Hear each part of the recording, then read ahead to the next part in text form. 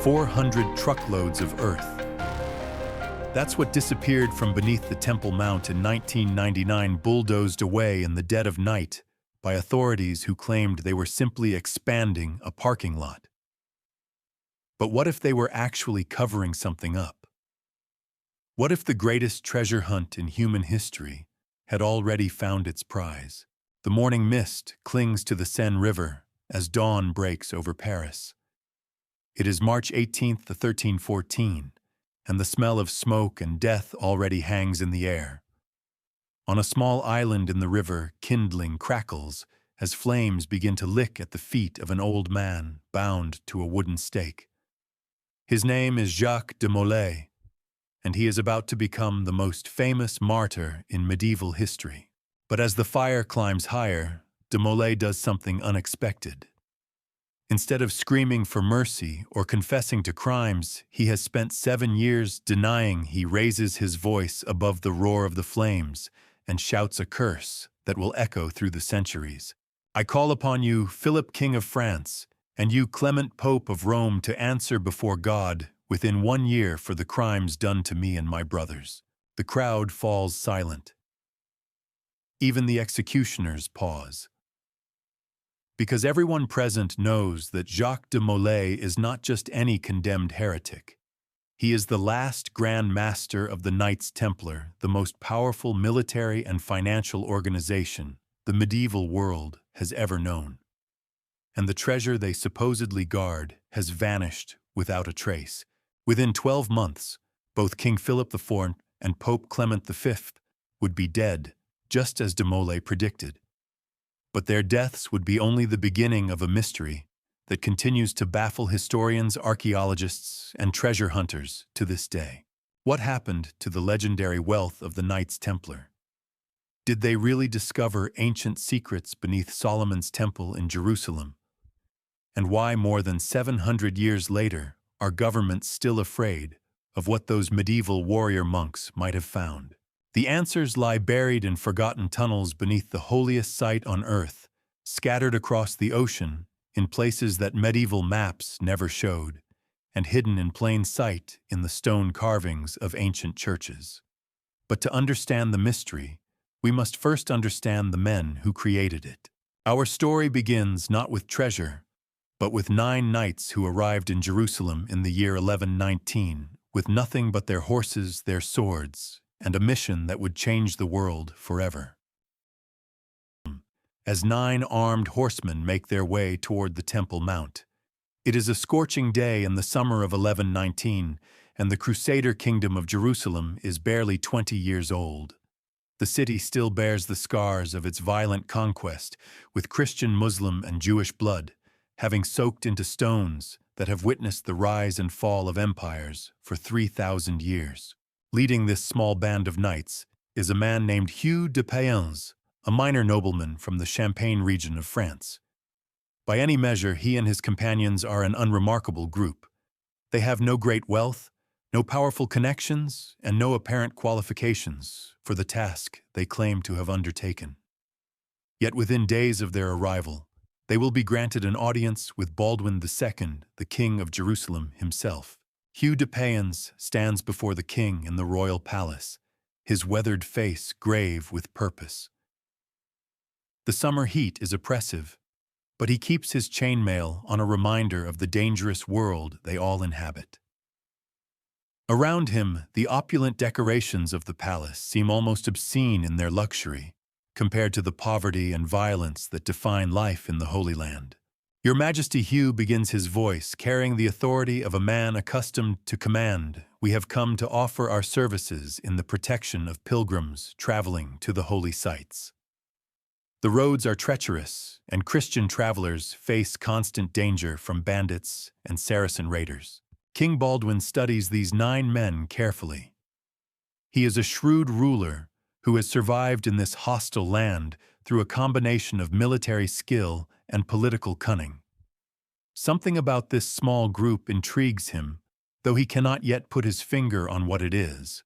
The king's chamberlain leans forward, skepticism clear in his voice. 9 men to protect the pilgrimage routes. The road from Jaffa to Jerusalem alone requires constant patrols by hundreds of soldiers. What can 9 knights accomplish that our armies cannot? Hugh de Payens exchanges a meaningful glance with his companions. We ask for no pay, your majesty. No lands, no titles. Only permission to establish our base of operations here in Jerusalem and the blessing of the Church for our mission. It is an unusual request, but these are unusual times. The Crusader states exist in a constant state of siege surrounded by hostile Muslim territories and dependent on a thin stream of reinforcements from Europe. Any group willing to take on the thankless task of protecting pilgrims is welcome, even if their numbers seem laughably inadequate. But then Hugh de Payens makes a request that will puzzle historians for centuries to come. We would be honored to establish our headquarters on the Temple Mount itself in the Al-Aqsa Mosque, where Solomon's temple once stood. The request is breathtaking in its audacity. The Temple Mount is the holiest site in Judaism, the place where Abraham prepared to sacrifice Isaac, where David planned to build God's house, where Solomon erected the greatest temple the world had ever seen. For Christians, it is equally sacred as the site where Jesus taught and where he will return at the end of days. King Baldwin considers the request. The Al-Aqsa Mosque, built by the Muslim conquerors centuries earlier, has been converted into a royal palace since the Crusader conquest. But the king rarely uses it, preferring his quarters in the citadel. Why not grant these pious knights their request? Very well, Baldwin decides. You may establish your order on the Temple Mount. May God bless your efforts to protect his faithful servants. And so, with a few words spoken in a palace chamber, the poor fellow soldiers of Christ and of the Temple of Solomon are born. History will know them by a simpler name, the Knights Templar. But even as Hugh de Payens and his companions kneel to receive the king's blessing, questions swirl around their true purpose. Why have they really come to Jerusalem? Why do 9 knights believe they can accomplish what armies have failed to do, and why are they so determined to establish their base on the most sacred and mysterious site in the Holy Land? The answers to these questions will not become clear for many years, but from their very first day on the Temple Mount, the Templars begin to dig. Hugh de Payens walks across the vast stone platform of the Temple Mount as the sun sets over Jerusalem. The golden light reflects off the dome of the rock, built by Muslim architects, over the spot where the Holy of Holies once stood. Beneath his feet, he knows, lie the ruins of Solomon's temple destroyed by the Babylonians 6 centuries before Christ was born. But Hugh is not thinking about ancient history. He is thinking about ancient secrets. According to Jewish tradition, when the Babylonians came to destroy the temple, the priests hid the most sacred objects in secret chambers beneath the holy site. The Ark of the Covenant containing the stone tablets that Moses brought down from Mount Sinai. The golden lampstand that burned continuously in God's presence. Vessels of pure gold and silver that had been crafted for the service of the Most High. More intriguing still are the rumors of documents hidden with the treasure. Genealogies tracing the bloodline of King David. Records of the temple's construction that might reveal architectural secrets lost to time. Perhaps even writings that could shake the foundations of the church itself. Hugh has heard these stories from Jewish scholars in Europe, men who preserved the ancient traditions even as their people were scattered across the world. Some speak of tunnels and chambers that honeycomb the rock beneath the Temple Mount caverns that have remained sealed since the day the Babylonian armies broke down the temple gates. As the 9 knights settle into their new home in the Al-Aqsa Mosque, they begin their work in earnest. But their true labor takes place not on the roads of Palestine, but in the darkness beneath the Temple Mount. By day, they maintain the fiction of their stated mission. They patrol the pilgrim routes, rescue travelers from bandits, and gradually build a reputation as formidable warriors. But by night, they return to the Temple Mount and disappear into the chambers beneath the mosque. Working by torchlight, the Templars chip away at stone that has not been disturbed for centuries. They follow ancient maps acquired from sources they will never reveal. They tunnel through solid rock, creating passages that will remain hidden for 700 years. And slowly, methodically, they begin to uncover secrets that were buried before the birth of Christ. What they find in those tunnels will transform 9 poor knights into the masters of the greatest fortune in medieval Europe. It will make them bankers to kings and kingmakers themselves, and it will ultimately seal their doom. But in those early years, as Hugh de Payens leads his companions deeper into the heart of the ancient mystery, they have no idea that they are setting in motion events that will culminate in flames on an island in the Seine. They know only that they have found something extraordinary, something that will change not just their own lives, but the course of history itself.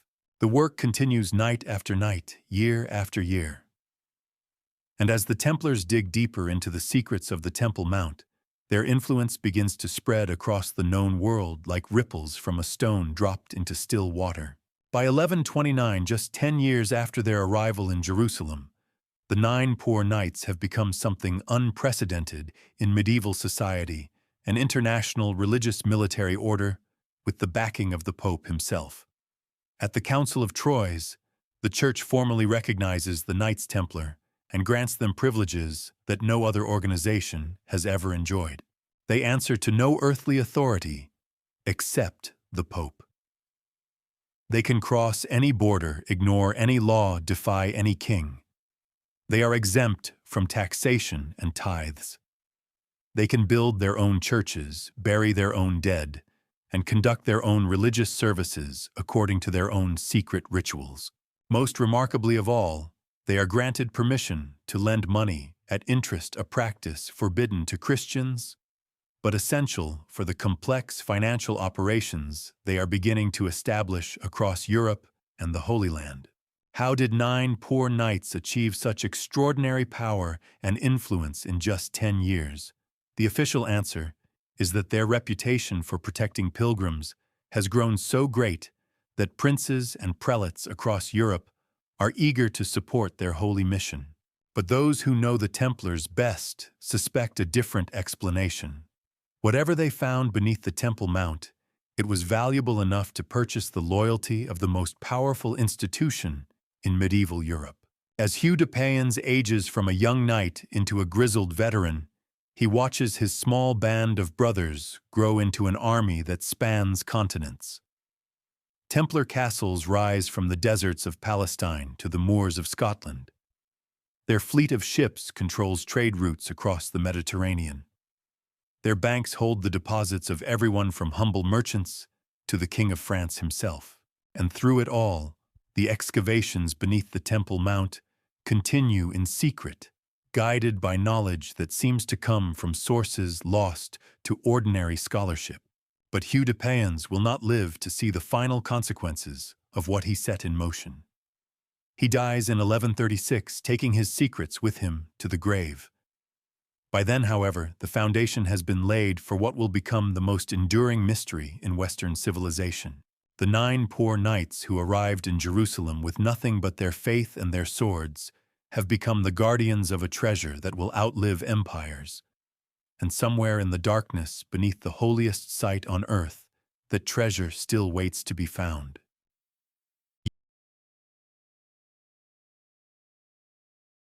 Vertical shaft that plunges into absolute darkness beneath the ancient city of Jerusalem. The rope in his hands disappears into the void below, and the only sounds are his own breathing and the distant echo of water dripping somewhere in the depths. Warren is 27 years old, a captain in the Royal Engineers, with a reputation for tackling impossible missions. He has been sent to the Holy Land by the Palestine Exploration Fund, a society of Christian gentlemen in London who want to map and explore the biblical sites. But what Warren is about to discover will challenge everything the world thinks it knows about the Knights Templar. The shaft he is preparing to descend was cut through solid rock sometime in the Bronze Age more than 3,000 years ago. Local Arabs call it the Well of the Virgin, and they believe it leads to the very foundations of the world. Warren calls it something more prosaic but equally mysterious, a feat of ancient engineering that defies explanation. As Warren begins his descent, the walls of the shaft press close around him. The rope burns his hands even through his gloves, and the weight of centuries seems to press down on his shoulders.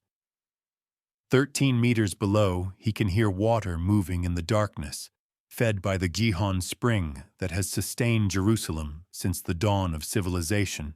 But Warren is not interested in water. He is searching for something far more elusive, evidence of what lies beneath the Temple Mount. For the past 3 years, Warren and his team have been conducting what they euphemistically call excavations around the holy site. In reality, they are engaged in something closer to archaeological espionage. The Ottoman authorities who control Jerusalem have forbidden any digging on the Temple Mount itself, but they have said nothing about what happens in the tunnels and caves that riddle the rock beneath the city. Warren's methods are audacious and dangerous. Working by night, his team digs vertical shafts down to the level of the ancient foundations, then tunnels horizontally toward the massive retaining walls of the Temple Mount. They burn magnesium wire for light-breathing, toxic fumes in the confined spaces. They dodge falling stones and navigate flooded passages. Several times they barely escape with their lives when their makeshift supports give way. But the risks are worth it, because what Warren finds in those tunnels will revolutionize understanding of both ancient Jerusalem and the medieval knights who called it home. As Warren reaches the bottom of the shaft, his boots splash into knee-deep water that has been flowing through these passages since before the time of Christ. He lights a magnesium flare, and the sudden illumination reveals a sight that takes his breath away. Stretching away into the darkness is a tunnel that has been carved through the living rock with a precision that seems impossible for ancient tools. The walls are smooth and perfectly aligned, following a gentle curve that leads toward the Temple Mount. And most remarkable of all, there are clear signs that this tunnel has been extended and modified in more recent times. Warren follows the passage, his footsteps echoing in the confined space. Every few meters, he pauses to make careful measurements and sketches, documenting discoveries that will not be fully understood for another century. The tunnel system is vast and complex, connecting natural caves with artificial chambers, linking underground pools with drainage channels that carry water across the entire city. But it is when Warren reaches the area directly beneath the Temple Mount that he makes his most startling discovery.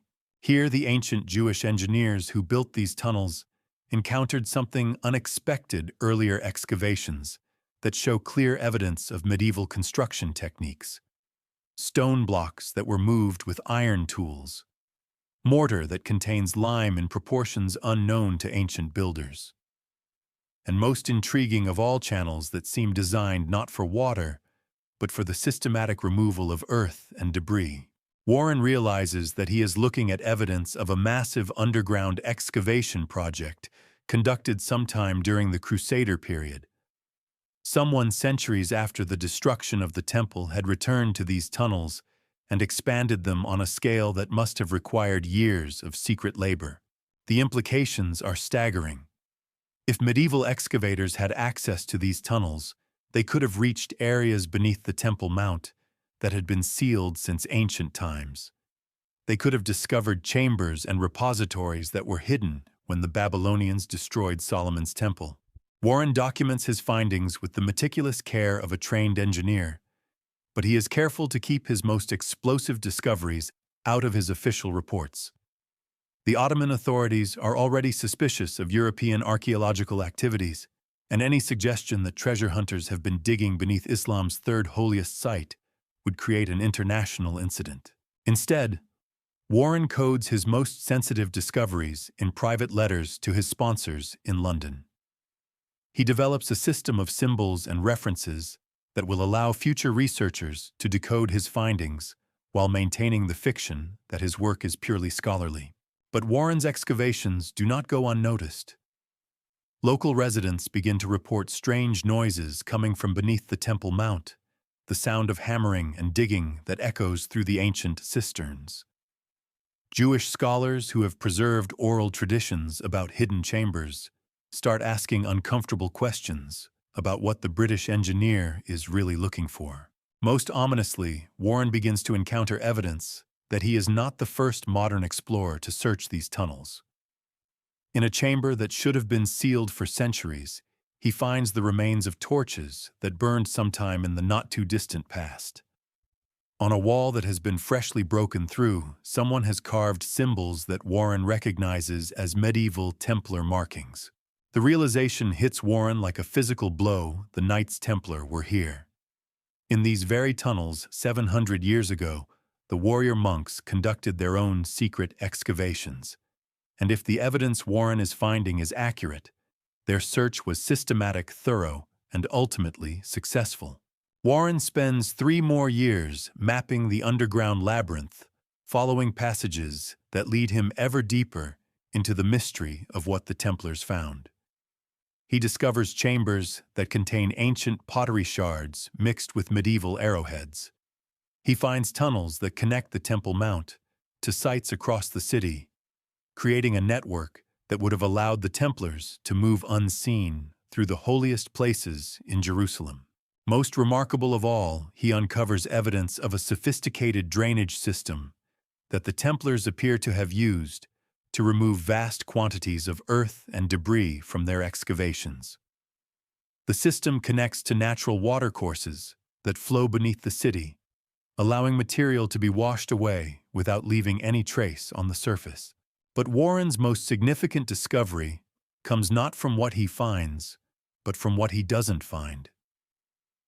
In chamber after chamber that should contain the archaeological deposits of 3,000 years of human habitation, he encounters only empty space.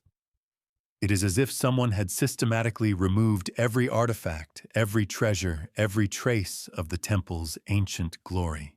The evidence points to an unavoidable conclusion. The Knights Templar did not just find the hiding places of the temple treasures, they emptied them.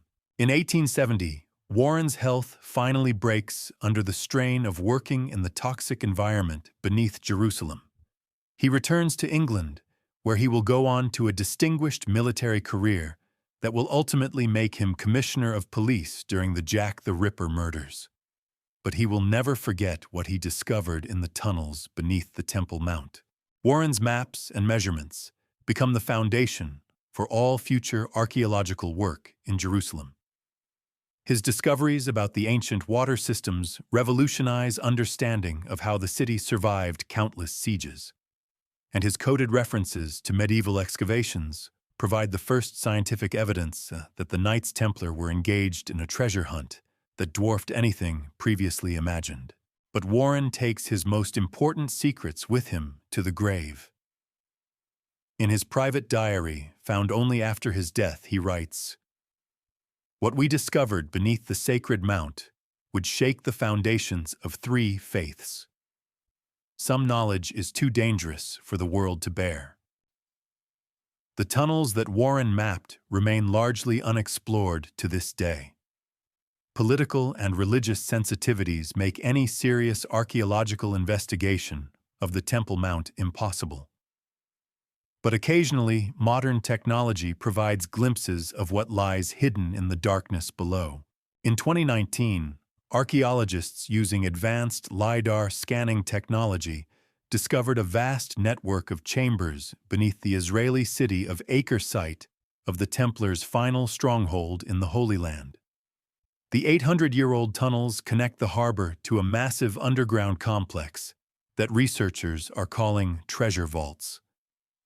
The passages show clear evidence of having been excavated and expanded during the Crusader period, and their design matches descriptions of similar tunnel systems found beneath Templar sites across Europe.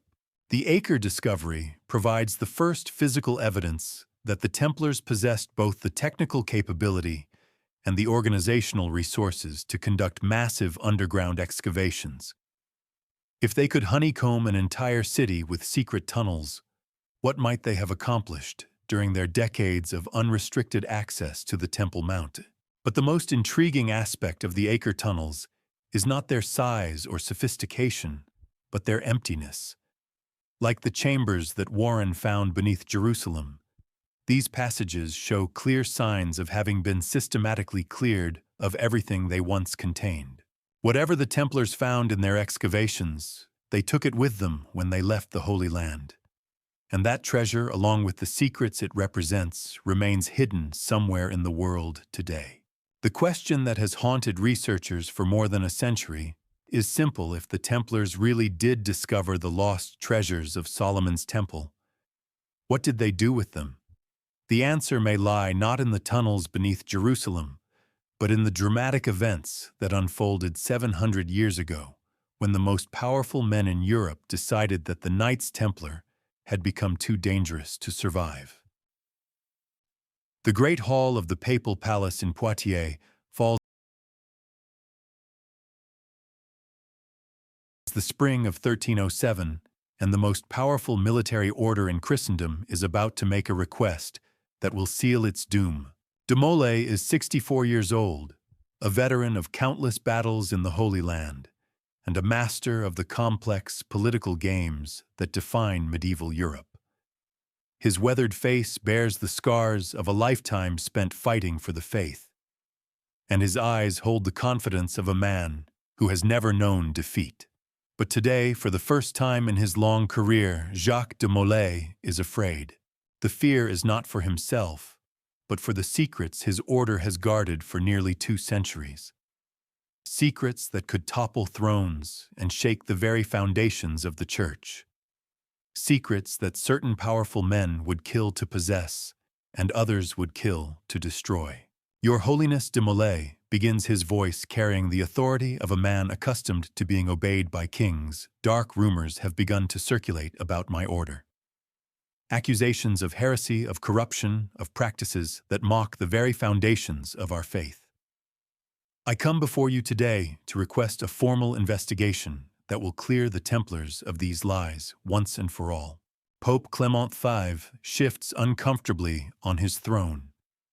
He is a weak man who owes his position to the machinations of Philip IV of France, and he knows that the request de Molay is making will create a crisis that could destroy them all. But he also knows that he has no choice but to agree. The accusations against the Templars are indeed spreading across Europe like wildfire. Former members of the order, men who were expelled for various crimes and infractions, have begun telling stories of blasphemous initiation ceremonies. They speak of novices being forced to spit on the cross, to deny Christ, to kiss their superiors in places that violate every norm of Christian behavior. Even more disturbing are the claims about a mysterious idol that the Templars supposedly worship in their secret ceremonies. The accusers call it Baphomet, and they describe it as a bearded head with glowing eyes that speaks prophecies and reveals hidden knowledge. Some say it is made of gold and encrusted with precious stones. Others claim it is the preserved head of John the Baptist stolen from some forgotten shrine in the East. But perhaps most dangerous of all are the whispered rumors about documents that the Templars have supposedly discovered in their excavations beneath the Temple Mount. Ancient texts that predate the Gospels, genealogies that trace bloodlines back to the time of Christ himself, records that could prove or disprove the most fundamental claims of Christian doctrine. De Molay knows that these accusations are a mixture of truth and fiction reality, twisted by enemies who seek to destroy everything he has spent his life building. Some of the charges are complete fabrications invented by men who hope to profit from the order's downfall. Others contain just enough truth to be genuinely dangerous. The reality is that the Knights Templar have indeed discovered extraordinary secrets in their 2 centuries of existence. Their excavations beneath the Temple Mount have yielded treasures beyond imagination and documents that reveal hidden aspects of biblical history. Their initiation ceremonies do include elements that would shock conventional Christians, but these practices are based on ancient traditions that predate the Church itself.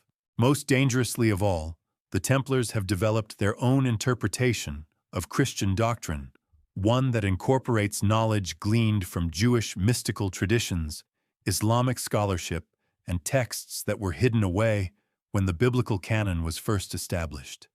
This esoteric Christianity is not heretical in the eyes of those who practice it, but it is radically different from the official teachings of the Roman Church. As de Molay faces Pope Clement in the papal palace, he must choose between revealing these secrets and watching his order be destroyed by lies.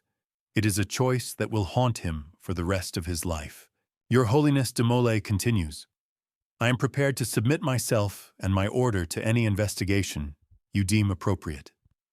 We have nothing to hide from the Church that gave us birth. But even as he speaks these words, de Molay knows they are not entirely true. The Templars have a great deal to hide, and their enemies know it. Chief among those enemies is Philip IV of France, a king who has elevated the manipulation of debt and the seizure of property to the level of statecraft. Philip's kingdom is drowning in debts incurred through years of war with England and Flanders, and the Templars are among his largest creditors. But Philip's interest in the Templars goes beyond mere financial considerations. He has heard the same rumors that trouble Pope Clement, and he believes that where there is so much smoke, there must be fire. More importantly, he has sources within the order who have provided him with tantalizing hints about the true nature of the Templar treasures. Philip has learned that the Templars possess documents that could legitimize his claims to territories currently held by his enemies.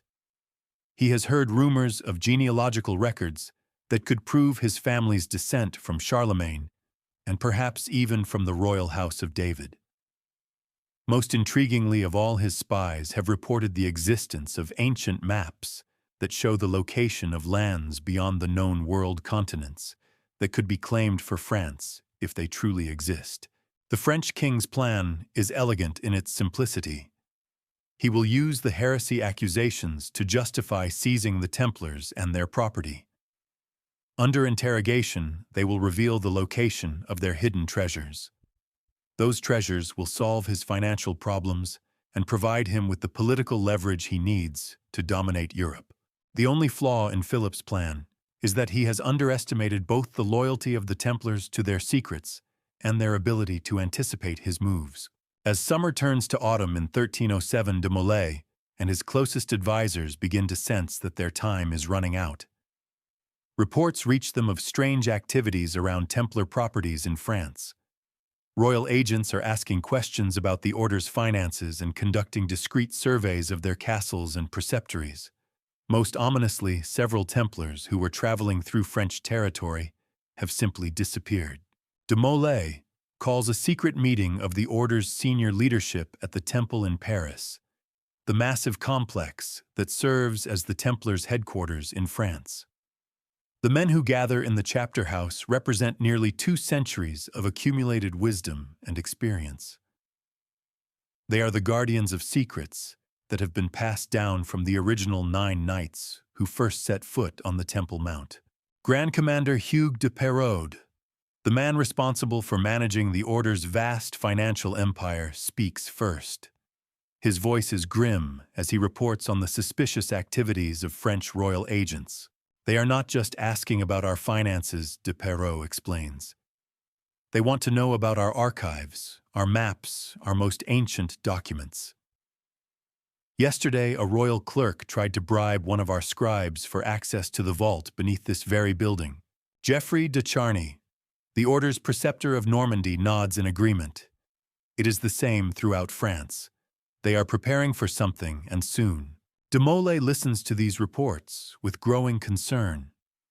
He has spent months trying to convince himself that Philip's interest in the Templars is purely financial, that the charges of heresy are nothing more than political theater designed to justify the seizure of their property. But the evidence suggests something far more sinister. Brothers de Molay says finally, "I believe we must prepare for the possibility that our order will be suppressed. If that happens, we must ensure that our most precious possessions do not fall into the wrong hands." The meeting continues through the night as the Templar leadership makes plans that will shape the course of the next 700 years. They decide to disperse their most valuable treasures to secure locations across Europe and beyond. Ancient documents are copied, and the copies hidden in Templar strongholds from Scotland to Cyprus. Gold and silver are converted into portable forms and distributed among trusted members of the order. Most importantly of all, they make arrangements for certain knowledge to be preserved, even if the order itself is destroyed. Initiation rituals are modified to include coded references to the location of hidden treasures. Architectural symbols are incorporated into Templar buildings that will serve as maps for future generations. Secret societies are established that will carry on the Templars' true mission long after the last Grand Master has died. But perhaps the most crucial decision made in that midnight meeting concerns the Order's fleet of ships. For nearly 2 centuries, the Templars have maintained a substantial naval force based primarily at the French port of La Rochelle.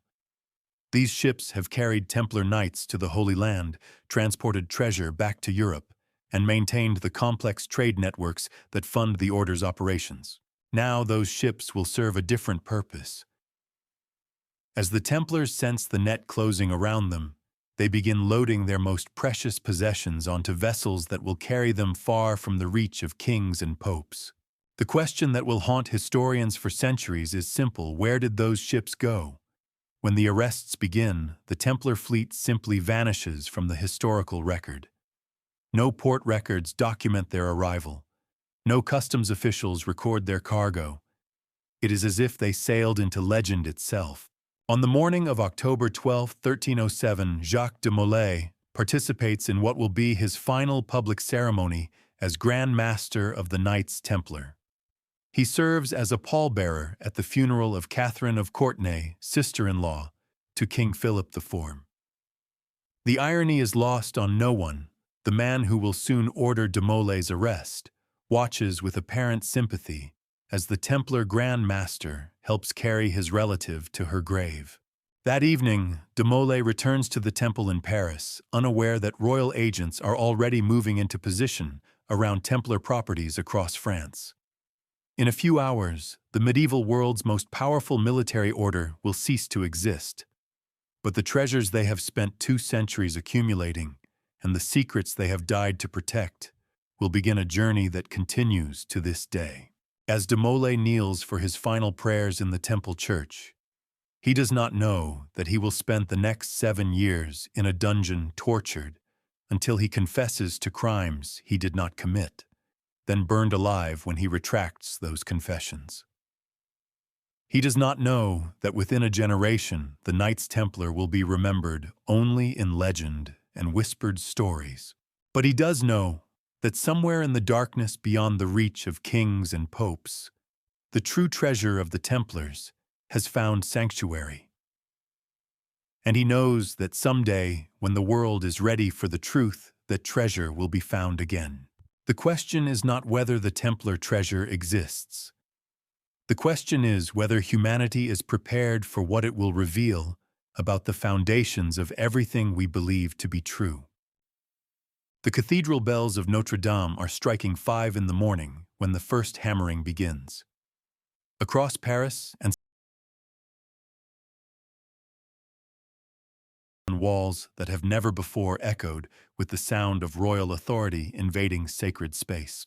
Jacques de Molay jolts awake in his chamber at the temple, the massive fortress-like complex that has served as the Knights Templar headquarters in France for over a century. For a moment, the 64-year-old Grand Master thinks he might be dreaming. The sounds filtering through his window seem impossible. Shouting voices, clanging metal, the splintering of wood as doors are forced open throughout the Templar compound. Then his chamber door explodes inward and Jacques de Molay comes face to face with his destiny.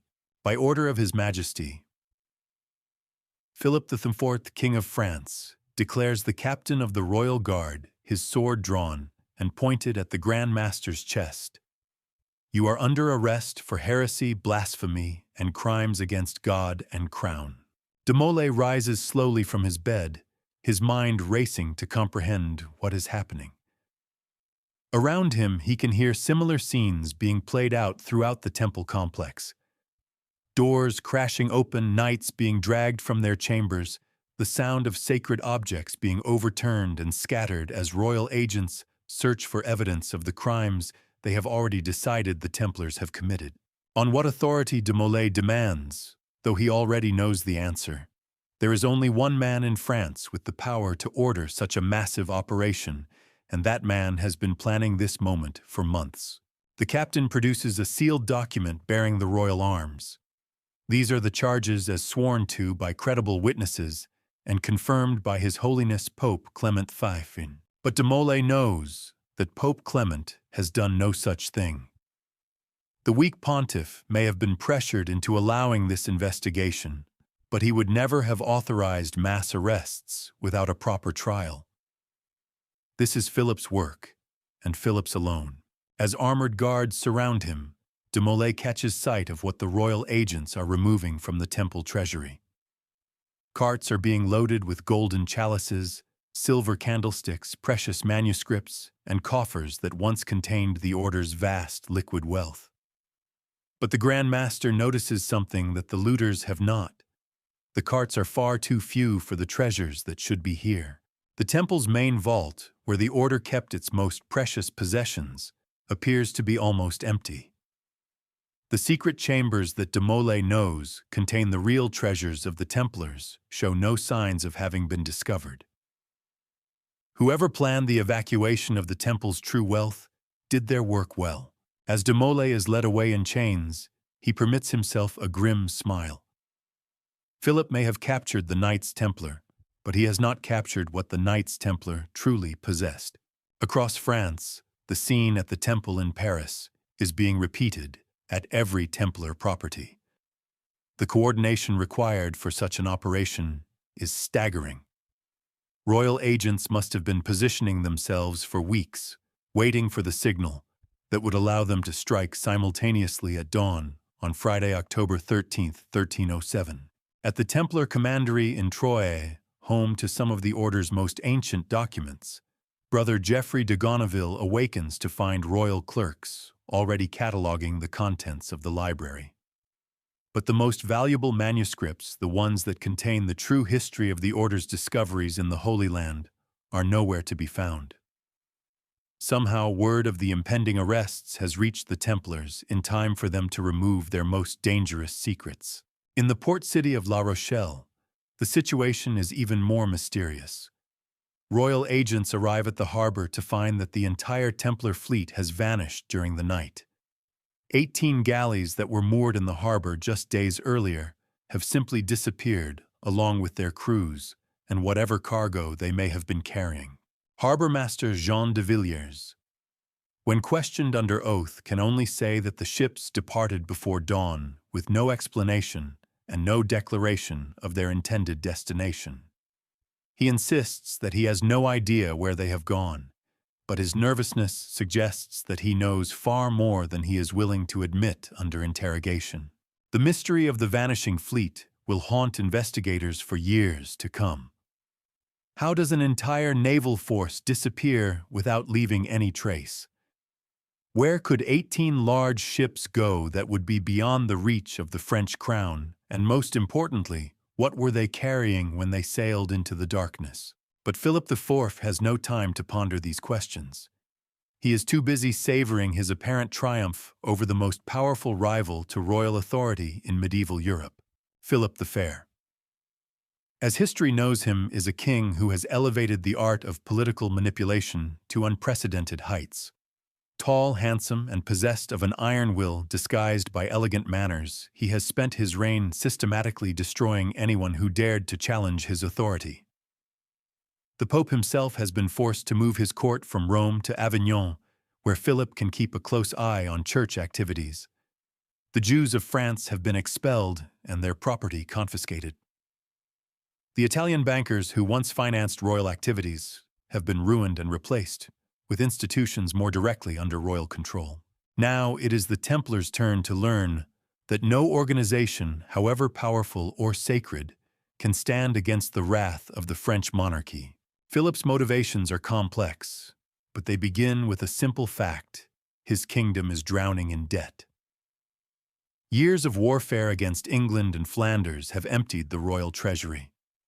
The elaborate court ceremonies that Philip uses to display his power cost enormous sums that France cannot afford. Most embarrassing of all, much of this debt is owed to the very organizations that Philip claims to rule. The Knights Templar alone have loaned the French crown more than 500,000 livres, a sum so vast that it represents several years' worth of royal revenue. The Templars' international banking network has become essential to the functioning of European commerce, and their financial expertise far exceeds anything available to secular governments. But Philip's resentment of the Templars goes beyond mere financial considerations. These warrior monks answer to no earthly authority except the Pope, and they have made it clear that they consider themselves above the laws that govern ordinary mortals.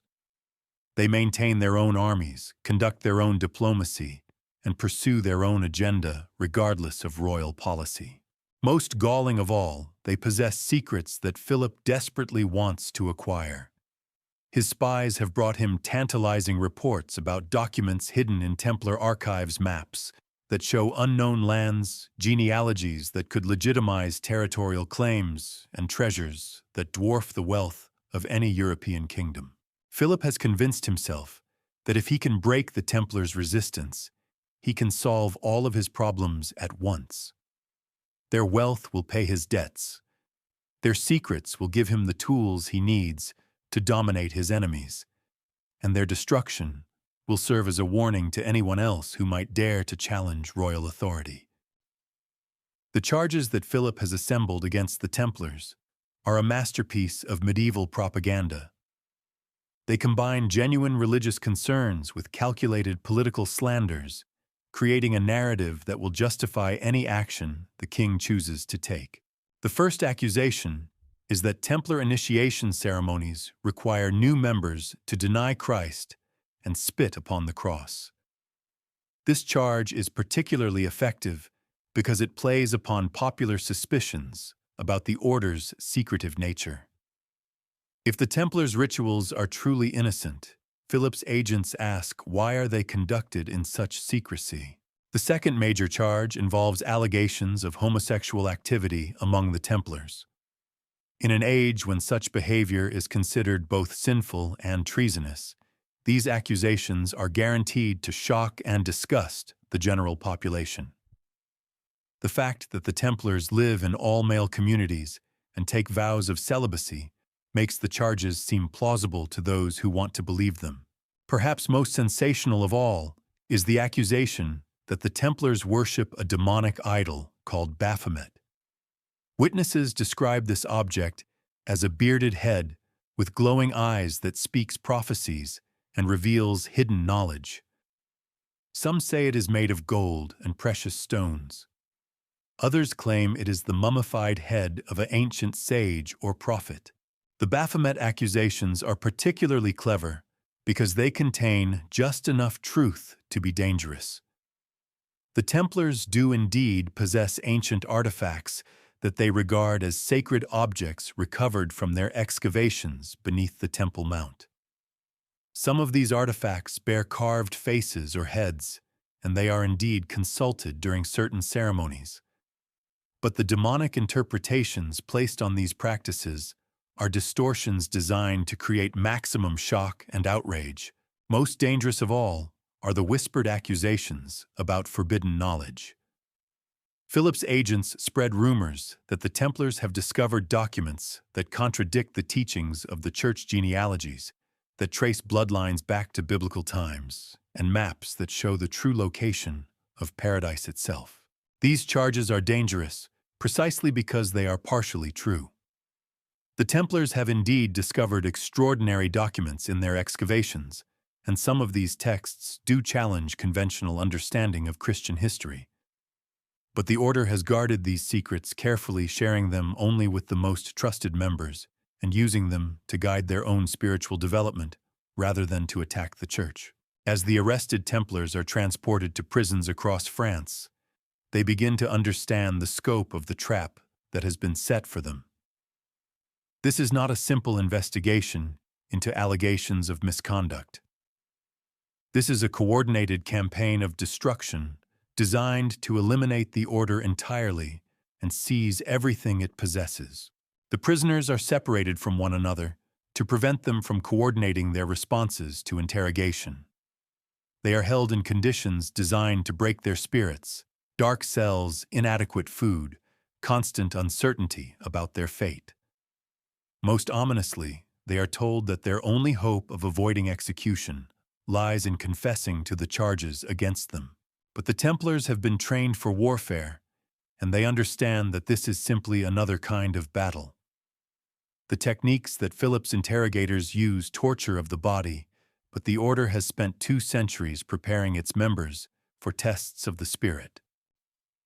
The first to break under pressure is Brother Ponsard de Gicy, a minor officer who was never trusted with the Order's most important secrets. Under torture, he admits to spitting on the cross during his initiation ceremony. He describes secret meetings where Templars supposedly worshipped strange idols. He provides names of other brothers who he claims participated in blasphemous activities. But when the interrogators demand that Ponsard reveal the location of the Order's hidden treasures, he can only shake his head. He genuinely does not know where the real wealth of the Templars has gone.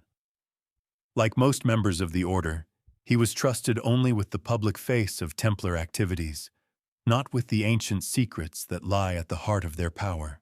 Jacques de Molay himself proves to be a more difficult subject.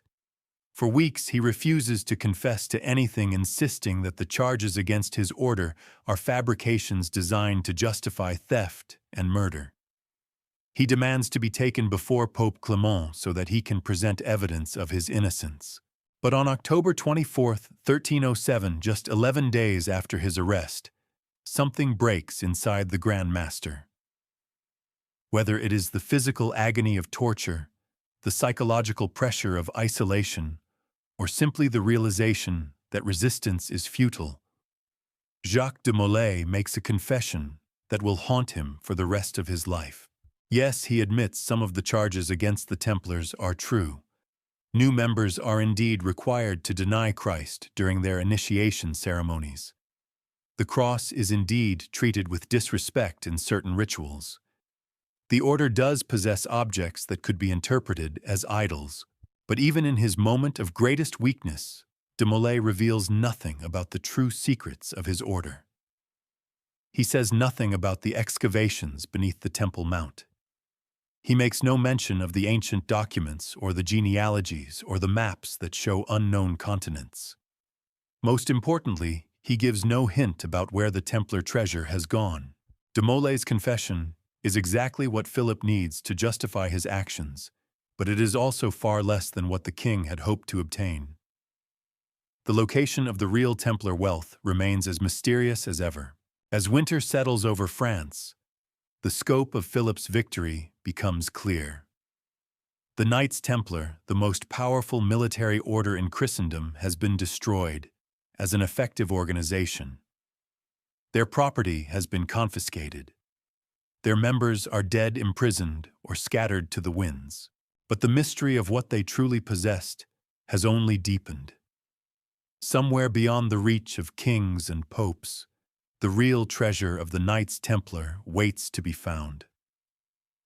And the secrets that died with Jacques de Molay on an island in the Seine will continue to tantalize treasure hunters for the next 700 years.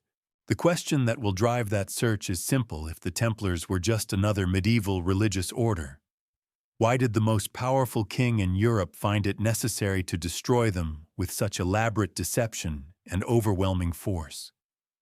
The answer, when it finally emerges, will reveal truths about the foundations of Western civilization that some will kill to suppress, and others will die to reveal. The Tower of Chinon rises like a stone fist from the Loire Valley, its massive walls blackened by centuries of weather and war. It is here in the depths of Jacques de Molay has rotted in various dungeons across France, his body broken by torture, and his spirit tested by an ordeal that would have destroyed lesser men. The proud warrior who once commanded armies and counseled kings has been reduced to a gaunt specter, his hair white as snow and his hands trembling from the after-effects of techniques designed to extract confessions from the most stubborn prisoners. But in the winter of 1314, as Pope Clement V and King Philip IV grow tired of the endless legal proceedings surrounding the Templar trials, a decision is made that will transform Jacques de Molay from a broken prisoner into an immortal legend. The Papal Commission that has been investigating the Templars announces that it is ready to render its final verdict. After years of testimony torture and legal maneuvering, the fate of the order and its surviving leaders will be decided once and for all. On March 18, 1314, a scaffold is erected on the Ile de la Cité, the small island in the Seine that lies in the shadow of Notre Dame Cathedral. The location is carefully chosen for maximum symbolic impact here, where the spiritual heart of Paris beats strongest. The last Grand Master of the Knights Templar will meet his end. The crowd that gathers to witness the execution is unlike anything Paris has seen in living memory. Nobles and commoners, clergy and merchants, scholars and beggars press together in the narrow streets leading to the island. Some come to see justice done to men they believe have betrayed their faith.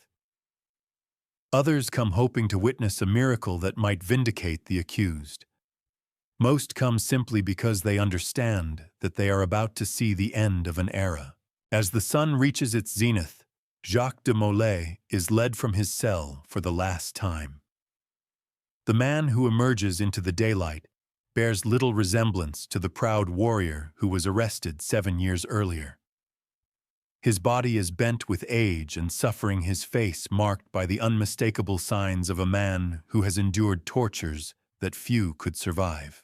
But his eyes burn with a fire that 7 years of imprisonment have been unable to extinguish. Beside de Molay walks Geoffrey de Charny, the preceptor of Normandy, who has shared his Grand Master's ordeal through every day of their captivity. De Charny is younger than de Molay, but the years in prison have aged him beyond his natural span. His once powerful frame has been reduced to skin and bone, and he moves with the careful deliberation of a man who has learned that every step might be his last. The two men are the last surviving leaders of the Knights Templar hierarchy. Their companions have either died under torture, been executed in secret, or simply vanished into the dungeons of France, never to be seen again. They alone remain to face the final judgment of their enemies. As they approach the scaffold, the papal legate steps forward to read the charges one final time. His voice carries across the water, echoing off the stone walls of Notre Dame, as he recites the litany of accusations that have justified 7 years of persecution. Jacques de Molay, Geoffrey de Charny, you stand convicted of heresy, blasphemy, and abomination before God. You have confessed to denying Christ, to spitting upon the cross, to worshiping false idols, and engaging in practices that corrupt the soul and damn the spirit. For these crimes you are sentenced to be burned alive, that your flesh might serve as a warning to others who would dare to defy the authority of Holy Mother Church. The crowd stirs as the two condemned men are given the opportunity to make final statements. This is their last chance to confess their sins publicly, to beg for mercy, to provide information that might ease their passage into the next world. Geoffrey de Charny speaks first, his voice weak but clear in the morning air. I die as I have lived a faithful servant of Jesus Christ and a loyal knight of the temple. The charges against us are lies fabricated by men who seek to steal what they could not earn and destroy what they could not understand. I go to my death with a clean conscience, knowing that God sees the truth even when earthly judges are blinded by greed and ambition. Then Jacques de Molay steps forward, and something remarkable happens. The broken old man seems to grow taller, his voice gaining strength as he addresses not just the crowd before him, but history itself. My lords, he begins his words carrying clearly across the water. I think it only right that at so solemn a moment, when my life has so little time to run, I should reveal the deception which has been practiced and speak up for the truth. The crowd falls silent. Even the executioners pause in their preparations.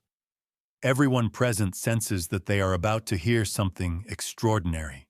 Before heaven and earth, and all of you here as my witnesses. De Molay continues, his voice growing stronger with each word. I admit that I am guilty of the grossest iniquity. But the iniquity is that I have lied in admitting the disgusting charges laid against the order. I declare, and I must declare, that the order is innocent. Its purity and saintliness are beyond question. The papal legate steps forward, alarmed by this unexpected turn of events. Do you retract your confession? Do you deny the crimes to which you have sworn under oath? De Molay turns to face his accusers, and for a moment, the broken prisoner disappears, entirely replaced by the Grand Master, who once commanded the respect of kings and popes. I have indeed confessed that the order is guilty, he declares, but I have done so only to save myself from terrible tortures by saying what my enemies wished me to say. Other knights who have retracted their confessions have been led to the stake. Yet the thought of dying is not so awful that I shall confess to foul crimes which have never been committed. Life is nothing when it must be purchased by piling one lie upon another. The crowd erupts in confusion and amazement. This is not what anyone expected to hear. The careful script that has been followed for 7 years has suddenly been abandoned, and no one knows what should happen next. Philip IV, watching from a place of honor near the scaffold, feels something close to panic. The entire justification for his actions against the Templars rests on their confessions of guilt. If the Grand Master publicly retracts his confession, it will cast doubt on everything that has been done in the name of justice. But it is too late to change course now. The machinery of execution has been set in motion, and it cannot be stopped without admitting that a terrible mistake has been made. As the executioners bind Jacques de Molay and Geoffrey de Charnay to their stakes, the Grand Master raises his voice one final time. The words he speaks will echo through the centuries, inspiring countless tales of supernatural vengeance and divine justice. Philip, Philip. He shouts, his eyes fixed on the king who has orchestrated his destruction. Within 1 year I summon you to appear before the tribunal of God, to receive the judgment for what you have done to us. Then he turns toward where Pope Clement should be standing, though the pontiff has chosen not to attend the execution he has authorized. And you too, Clement, within 1 year and 1 day you shall join your fellow conspirator in answering to the Almighty for your crimes against innocent men. The crowd gasps at the audacity of the curse. To threaten a king and a pope from the very flames that will consume you requires either supreme faith or supreme madness. Perhaps in Jacques de Molay's case they are the same thing. The executioners light the kindling, and the flames begin to climb toward the bound men. But something unprecedented happens. Instead of screaming in agony or begging for mercy, both Jacques de Molay and Geoffrey de Charnay maintain their composure. They continue to proclaim their innocence and the righteousness of their cause, even as the fire reaches their bodies. Witnesses will later swear that the two men showed no signs of pain, that they spoke calmly to each other, and even appeared to be smiling as the flames consumed them. Some claim to have seen strange lights dancing around the pyre. Others report that the smoke formed impossible patterns in the still air, spelling out words in languages that no one could read. Most remarkably of all, several witnesses report that as Jacques de Molay died, he spoke words that only those closest to the scaffold could hear. The treasure is safe. The truth will survive. What has been hidden will be revealed when the world is ready to receive it. Whether these words were actually spoken or are simply the invention of later storytellers, they capture something essential about the mystery that will outlive the Knights Templar themselves. Even in death, the Grand Master guards secrets that died with him on the Île de la Cité. As the flames die down and the ashes of the last Templar leaders are scattered into the Seine, Philip IV believes that he has finally achieved complete victory. The Knights Templar are extinct. Their property belongs to the French crown. Their secrets, whatever they were, have died with the men who guarded them. But Philip's satisfaction is short-lived. Within weeks of de Molay's execution, disturbing reports begin to reach the royal court. The king's health, which has been robust throughout his 46 years of life, begins to deteriorate rapidly. He suffers from mysterious fevers and stomach ailments that his physicians cannot diagnose or treat.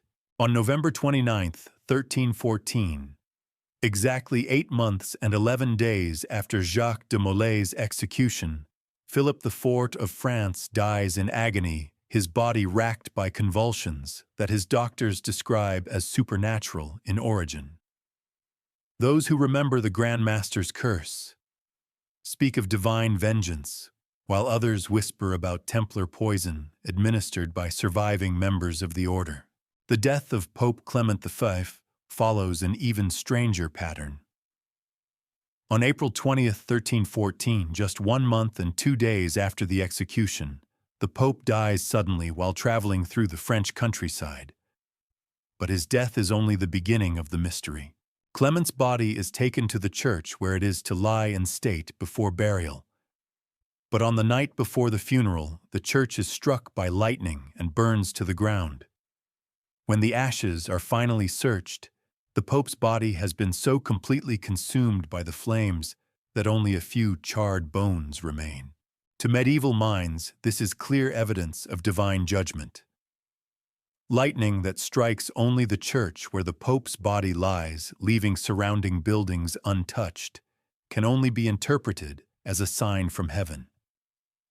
The man who authorized the destruction of the Knights Templar has been consumed by the same flames that devoured Jacques de Molay. But perhaps even more significant than these supernatural coincidences is what happens to the surviving Templars in the months and years following the Grand Master's execution. Philip had expected that with their leaders dead, the remaining members of the order would either submit to royal authority or simply disappear into obscurity. Instead, something far more interesting occurs. The Templars don't disappear, they transform. Across Europe, men who were once Knights Templar begin appearing in other organizations. Some join the Knights Hospitaller, who are granted much of the former Templar property. Others surface in newly formed military orders that seem to emerge from nowhere with suspicious amounts of funding and expertise.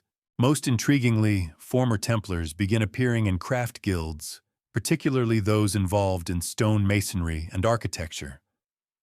These craftsmen carry with them geometric knowledge and symbolic traditions that will eventually evolve into something that medieval Europe has never seen before: secret societies that preserve ancient wisdom while appearing to be nothing more than professional associations. The most significant of these transformations occurs in Scotland, where Robert the Bruce has refused to recognize the papal decree dissolving the Templars. Scottish Templars who escaped the persecution in France find refuge in a kingdom that is fighting its own war against the authority of the Church and the English crown. At the Battle of Bannockburn, fought just 4 months after Jacques de Molay's execution, Scottish forces achieve a stunning victory over the English army. Several witnesses report that the battle was decided by the intervention of unknown knights who appeared suddenly on the battlefield, fought with extraordinary skill and courage, then vanished as mysteriously as they had come. The Scottish victory establishes Robert the Bruce as one of the most successful monarchs in European history. But it also provides the Knights Templar with something they have lost everywhere else, a sanctuary where they can preserve their traditions and guard their secrets without interference from hostile authorities. In the decades that follow, Scotland becomes a magnet for scholars, craftsmen, and mystics who carry forward the intellectual traditions of the suppressed order. The knowledge that was once confined to Templar circles begins to influence a broader range of institutions, spreading through networks that will eventually span the globe. But the most enduring legacy of Jacques de Molay's final curse is not the death of his enemies or the survival of his followers. It is the question that his martyrdom poses about the nature of truth itself. If the Knights Templar were really the heretical criminals that their accusers claimed, why did they die with such dignity and faith? If their confessions were genuine, why did they retract them at the very moment when only honesty could save their souls? And if their treasures were really just gold and silver, why has no trace of them ever been found despite 7 centuries of searching? The answers to these questions lie not in the ashes that were scattered into the Seine on that March day in 1314, but in the mystery that Jacques de Molay took with him to his grave. Somewhere beyond the reach of kings and popes, the true legacy of the Knights Templar waits to be discovered. And when that discovery finally occurs, it will reveal truths about the foundations of Western civilization that will force humanity to reconsider everything it believes about its own history. The flames that consumed Jacques de Molay and Geoffrey de Charnay burned for only a few hours. But the fire of curiosity that their deaths ignited has been burning for 7 centuries, and it shows no sign of going out. The harbor at La Rochelle stretches out into the Atlantic like a stone embrace, its massive walls and towers, designed to protect the ships that have made this French port one of the wealthiest cities in medieval Europe. Mr. Jean de Villiers stands on the quay, where 18 Templar galleys were moored just 2 days earlier, staring at empty water that should be filled with the most powerful naval force in France. The silence is deafening. No creaking of rope against wood. No calls of sailors preparing for departure. No splash of oars cutting through the morning calm. The Templar fleet has simply vanished. De Villiers is a man who has spent his entire life around ships and sailors. He knows the rhythms of the harbor as well as he knows his own heartbeat. Ships don't just disappear, especially not 18 massive war galleys capable of carrying hundreds of men and tons of cargo. Such vessels require careful planning to move detailed preparations for any significant voyage, and port authorities must be notified of departures well in advance. But the Templar ships left no such notifications. They simply sailed into the darkness between dusk on October 12th and dawn on October 13th, taking with them whatever secrets they carried, and leaving behind only questions that will perplex investigators for the next 700 years. The timing cannot be coincidental. October 13, 1307 is the day that King Philip IV ordered the mass arrest of Knights Templar across France. Someone with advanced knowledge of the planned raids ensured that the Templar fleet would be safely away before the royal agents arrived at La Rochelle. But who gave that warning? And how did they know that Philip's secret orders would be executed on that specific Friday the 13th? As news of the missing fleet reaches the royal court in Paris, King Philip IV experiences the first real frustration of what he had expected to be a completely successful operation. The simultaneous arrests of Templars across France had gone exactly according to plan. The seizure of Templar property had netted enormous quantities of gold, silver, and precious objects. The confessions extracted under torture had provided all the legal justification needed to destroy the order permanently. But the most valuable prize of all the legendary Templar treasure that Philip had counted on to solve his financial problems has somehow slipped through his fingers. The king summons his spy master Guillaume de Nogaret, the man responsible for coordinating the intelligence operations that made the mass arrests possible. De Nogaret is a lawyer by training and a master of political intrigue by inclination, but even he seems shaken by the news from La Rochelle. 18 ships. Your Majesty de Nogaret reports, his voice carefully neutral. The largest vessels in the Templar fleet, each capable of carrying significant cargo. They departed La Rochelle sometime after midnight on October 12th, sailing west into the Atlantic. No port along the French coast reports their arrival, and our agents in England, Scotland, and Ireland have seen no sign of them. Philip pounds his fist on the council table, sending inkwells and documents flying. 18 ships don't simply vanish. They must have gone somewhere. Find them, but finding the missing Templar fleet proves to be impossible. French agents scour every port from Flanders to Spain, questioning harbor masters, bribing dock workers, and searching ship manifests for any trace of the vanished vessels. English spies, eager to curry favor with their French neighbors, conduct similar investigations along their own coasts. The results are the same everywhere: nothing. It is as if the Templar fleet sailed off the edge of the known world, taking with it not just ships and men, but the accumulated wealth of 2 centuries of crusading, banking, and treasure hunting. The mystery deepens when investigators discover that the disappearance of the fleet was clearly planned well in advance. Interviews with La Rochelle residents reveal that Templar ships had been arriving at the port throughout the summer and autumn of 1307, carrying cargo from Templar properties across Europe. Local merchants report seeing crates and barrels being loaded under heavy guard, often during the pre-dawn hours when few witnesses would be present.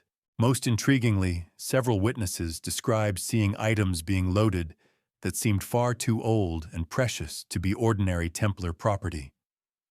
Ancient stone tablets carved with unknown symbols, wooden chests that required multiple men to lift, objects wrapped in silk that gleamed with the distinctive color of gold even through their coverings.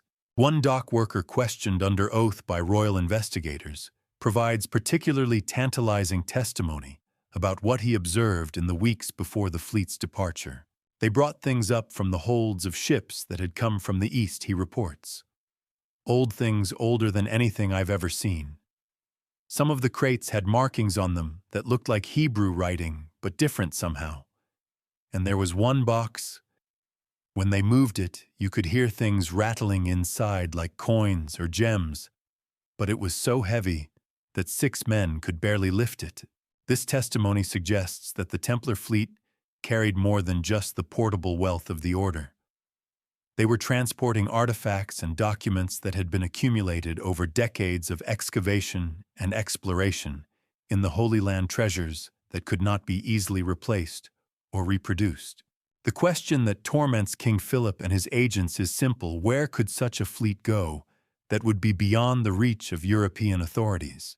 The answer, when it begins to emerge from fragmentary reports and scattered testimonies, points to a possibility that medieval minds can barely comprehend. The Templars may have sailed beyond the known world entirely. The first clue comes from an unexpected source: Jean de Chalon, a minor Templar official who was arrested during the October 13th raids. Under interrogation, de Chalon reveals information that transforms the search for the missing fleet from a police investigation into something approaching a treasure hunt of legendary proportions. Brother Gérard de Villiers de Chalon testifies, was warned of his impending arrest. He escaped from France with 50 horses and 18 galleys, carrying with him the treasure of the temple. The testimony of Jean de Chalon is the only direct evidence that the vanished fleet was indeed carrying the legendary Templar treasure. But his account raises as many questions as it answers. If Gérard de Villiers commanded the fleet, Where did he take it? And how did he know in advance about King Philip's plans? The search for answers leads investigators to examine the broader context of Templar activities in the years leading up to 1307. What they discover suggests that the order had been preparing for exactly this kind of emergency for decades. Templar records seized during the arrests reveal a complex network of maritime operations that extended far beyond the Mediterranean trade routes that most historians have previously documented. The order maintained navigation specialists who had studied with Arab geographers and Jewish scholars, men who possessed knowledge of ocean currents, wind patterns, and celestial navigation that surpassed anything available to European navigators. Most remarkably, Templar archives contain references to expeditions that seem to have traveled far beyond the traditional boundaries of medieval geography. Maps confiscated from Templar libraries show coastlines that do not correspond to any known European, African, or Asian territories. Documents written in coded language describe lands beyond the sunset and islands where gold grows like grass. The implications of these discoveries are staggering. If the Templars possessed advanced geographical knowledge that they had acquired through their contacts with Eastern scholars or through their own secret expeditions, they might have been able to sail to destinations that were completely unknown to their pursuers. The investigation takes on new urgency when reports begin filtering back from the edges of the known world about mysterious visitors who match descriptions of the missing Templars. From Ireland comes word of ships bearing unfamiliar flags that have been sighted off the western coast. The vessels appear to be exploring coastal inlets and seem particularly interested in isolated harbors that could provide concealment for large fleets. From Scotland arrives even more intriguing information. Robert the Bruce locked in his struggle for independence from English rule reports that foreign knights have appeared at his court offering military assistance. These mysterious warriors carry no identifying banners, but their equipment and fighting techniques mark them as veterans of crusading warfare. Most significantly, Bruce reports that these unknown knights possess financial resources that seem almost unlimited. They offer to provide gold and silver for the Scottish independence campaign, asking only for sanctuary and the right to establish themselves in remote areas of the Highland wilderness. The description of these mysterious benefactors matches perfectly with what investigators would expect from surviving Templars who had escaped France with their treasure intact. But Bruce, locked in his own conflict with the Church and the English crown, has no incentive to cooperate with French efforts to track down the fugitives. As months pass, without any trace of the missing fleet being found, speculation about their destination becomes increasingly exotic. Some investigators suggest that the Templars may have sailed to the Canary Islands, which were known to exist, but had not yet been systematically explored. Others propose that they may have reached the coast of Africa and established trading posts beyond the reach of European authority. But the most intriguing possibility whispered about in scholarly circles, but too fantastic for official consideration, is that the Templars may have possessed knowledge of lands that lay far across the Atlantic Ocean. This theory is based on analysis of the confiscated Templar documents, many of which contain geographical references that make no sense in the context of known medieval geography. The maps and sailing directions found in Templar archives describe coastlines, harbors, and landmarks that correspond to no locations in Europe, Africa, or the Middle East. Most remarkably, some of these documents appear to predate the Templar period entirely. They are copies of much older texts, possibly derived from classical sources that have been lost to mainstream scholarship. If these documents are genuine, they suggest that knowledge of transatlantic lands existed in the ancient world and was preserved by secret traditions that the Templars had somehow acquired. The possibility that medieval Europeans possessed secret knowledge of the Americas nearly 2 centuries before Columbus seems absurd to most contemporary scholars. But the evidence continues to accumulate in ways that are difficult to ignore. Archaeological investigations in Scotland reveal that several remote sites contain stone carvings and architectural features that are virtually identical to Templar work found in France and the Holy Land. These sites are located in areas that would be perfect for concealing ships and establishing hidden bases of operation.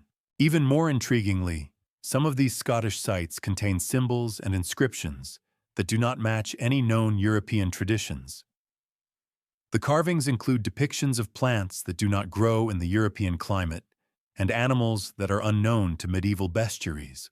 Local legends in these areas speak of foreign visitors who arrived from across the sea, bringing with them vast wealth and strange knowledge. These stories passed down through generations of Highland families describe men who built stone structures according to mysterious geometric principles and who possessed maps that showed lands beyond the Western Ocean. The investigation of the missing Templar fleet gradually evolves from a criminal inquiry into an archaeological and historical puzzle that will consume researchers for centuries to come. The question is no longer simply where the ships went, but what their disappearance reveals about the true extent of medieval knowledge and capabilities. As King Philip's agents exhaust their leads and abandon their search, the mystery of the 18 galleys becomes part of the larger legend of Templar treasure. But unlike most legendary treasures, this one left behind a trail of evidence that suggests it was far more real than romantic. The harbor master, Jean de Villiers, who witnessed the fleet's departure, is questioned repeatedly by investigators hoping to extract additional details about what he observed. But his story never changes. 18 large ships loaded with mysterious cargo sailed west into the Atlantic on the night of October 12, 1307, and were never seen again. De Villiers dies in 1324, taking with him whatever secrets he may have possessed about the Templar fleet's true destination. But his testimony becomes the foundation for centuries of speculation about what happened to the greatest naval mystery of the medieval world. The question of where the Templar treasure went remains unanswered, but the evidence suggests that whoever planned its removal possessed resources, knowledge, and capabilities that far exceeded anything that mainstream history attributes to medieval Europeans. Somewhere beyond the horizon that swallowed 18 ships on a dark October night, the legacy of the Knights Templar continues. And someday, if the searchers are persistent enough and lucky enough, that legacy may finally be brought back into the light. Deep beneath the streets of modern Jerusalem, a metal detector emits a sharp, insistent beep that causes Dr. Eilat Mazar to freeze mid-step. The renowned archaeologist crouches in the narrow tunnel, her headlamp illuminating ancient stone walls. The world believes about medieval archaeology in the Holy Land. It is 2005, and Dr. Mazar is leading an excavation in the city of David, just south of the Temple Mount. The dig is supposed to be routine, an attempt to trace the water systems that supplied ancient Jerusalem. But the object that has triggered her metal detector is anything but routine. Carefully brushing away centuries of accumulated debris, Dr. Mazar uncovers a sword unlike anything she has seen in 30 years of biblical archaeology. The blade is perfectly preserved, its steel showing no signs of rust, despite having been buried for centuries. Most remarkably, the hilt is decorated with symbols that are unmistakably Templar, the characteristic cross pate, and geometric patterns that mark the knight's most sacred possessions. But there is something wrong with this discovery, something that violates the basic timeline that every historian learns. According to official records, the Knights Templar were expelled from Jerusalem in 1291 when the last Crusader strongholds fell to Muslim armies. The sword that Dr. Mazar has found is buried in archaeological layers that date to at least 50 years later, suggesting that Templars were still operating in Jerusalem long after they were supposed to have left. The discovery is so anomalous that Dr. Mazar initially suspects contamination. Perhaps the sword fell into the ancient tunnel from a more recent layer. Perhaps it was dropped by a collector or planted by someone hoping to create a sensational find. But careful analysis of the surrounding soil and artifacts confirms the impossible. This Templar weapon was deliberately placed in a sealed chamber sometime in the mid-14th century. The implications are staggering. If Templars were still present in Jerusalem decades after the official end of the Crusades and nearly a century after the order was supposedly dissolved, then the accepted history of their activities in the Holy Land must be fundamentally wrong. Dr. Mazar's discovery is just the beginning of a series of archaeological anomalies that are forcing scholars to reconsider everything they thought they knew about the Knights Templar and their relationship to the medieval world. 3,000 miles away, in the archives of the Vatican Secret Library, Father Antonio Martelli is having his own encounter with evidence that doesn't fit the official narrative. Father Martelli is a Jesuit scholar who has spent decades studying medieval manuscripts, but the document he is examining today has left him deeply troubled. The manuscript is known as the Chinon parchment, and it contains the secret testimony of Jacques de Molay and other Templar leaders during their interrogation by papal representatives in 1308. The document was discovered in 2001, filed away in the wrong section of the Vatican archives, and forgotten for 7 centuries. What makes the Chinon parchment so extraordinary is not just its historical significance, but the story it tells about the final days of the Knights Templar. According to this secret testimony, the charges against the order were largely fabricated, and Pope Clement V privately absolved the Templars of heresy, even while publicly supporting their persecution. Most remarkably, the document contains references to knowledge and possessions that the Templars refused to reveal even under papal interrogation. When pressed about the location of certain sacred objects that the order was known to possess, Jacques de Molay consistently replied that such information could only be shared with those who had been prepared through the proper initiations. Father Martelli realizes that he is looking at evidence of a systematic cover-up that reaches to the highest levels of the medieval church. The official version of Templar history, taught in universities and seminaries around the world, appears to be a carefully constructed fiction designed to hide the truth about what the order actually discovered and possessed. But perhaps even more troubling is what the Chinon parchment reveals about the continuing activities of former Templars after the official dissolution of their order. The document contains several references to brothers who have gone beyond the sea and those who guard the ancient treasures in new lands. These cryptic phrases suggest that significant numbers of Templars escaped the persecution in France and continued their activities in locations that were beyond the reach of European authorities. The question that haunts Father Martelli is simple: if the Templars survived their supposed destruction, what have they been doing for the past 700 years? The pattern of anomalous discoveries continues to emerge as researchers around the world begin to pay closer attention to evidence that has been overlooked or dismissed by previous generations of scholars. In Scotland, ground-penetrating radar surveys of Rosslyn Chapel reveal the existence of vast underground chambers that extend far beyond what the building's modest exterior would suggest.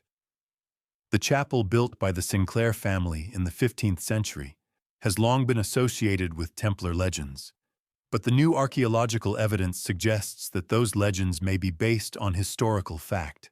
The radar surveys show a complex network of tunnels and vaults that mirror the underground systems discovered by Charles Warren beneath the Temple Mount in Jerusalem. Even more intriguingly, the design of these chambers incorporates geometric principles that are found in Templar architecture throughout Europe, but nowhere else in Scottish building traditions. Dr. Robert Bryden, the archaeologist leading the Rosslyn investigation, is forced to confront the possibility that the chapel was built not just as a Christian church, but as a repository for knowledge and artifacts that the builders wanted to preserve for future generations. The sophistication of the underground systems here is extraordinary, Dr. Bryden explains to his colleagues. This isn't just a basement or crypt. It's a purposefully designed complex that could have served as a library, a laboratory, or even a treasury. The question is, what were the Sinclairs trying to preserve, and why did they go to such elaborate lengths to hide it? The Rosslyn discoveries take on additional significance when they are considered alongside similar findings at other sites associated with the Knights Templar or their suspected descendants. From Portugal to Poland, from England to Cyprus, archaeologists are uncovering evidence of underground complexes that seem designed for purposes far beyond simple storage or defense. At the Templar stronghold of Tamar in Portugal, recent excavations have revealed a tunnel system that connects the castle to a natural cave complex extending deep into the surrounding hillsides. The tunnels show signs of medieval construction, but they also contain artifacts that appear to be much older stone tablets, inscribed with symbols that predate the arrival of the Templars by centuries. In Poland, the investigation of the Templar church at Czwarszczany has yielded equally mysterious results. Ground-penetrating radar has identified what appears to be a large chamber directly beneath the altar, accessible through a tunnel that runs from the nearby well. But attempts to excavate the chamber have been blocked by local authorities, who claim that such work might damage the structural integrity of the church. The official explanation for this prohibition seems reasonable, but local historians point out that similar restrictions have been imposed at Templar sites across Europe whenever archaeologists come close to making significant discoveries. The pattern suggests a coordinated effort to prevent certain kinds of investigation, an effort that transcends national boundaries and institutional affiliations. Perhaps the most significant anomaly in Templar archaeology comes not from new discoveries, but from the reanalysis of evidence that has been available for decades. The Copper Scroll, discovered among the Dead Sea Scrolls in 1952, contains a detailed inventory of treasures hidden throughout ancient Palestine.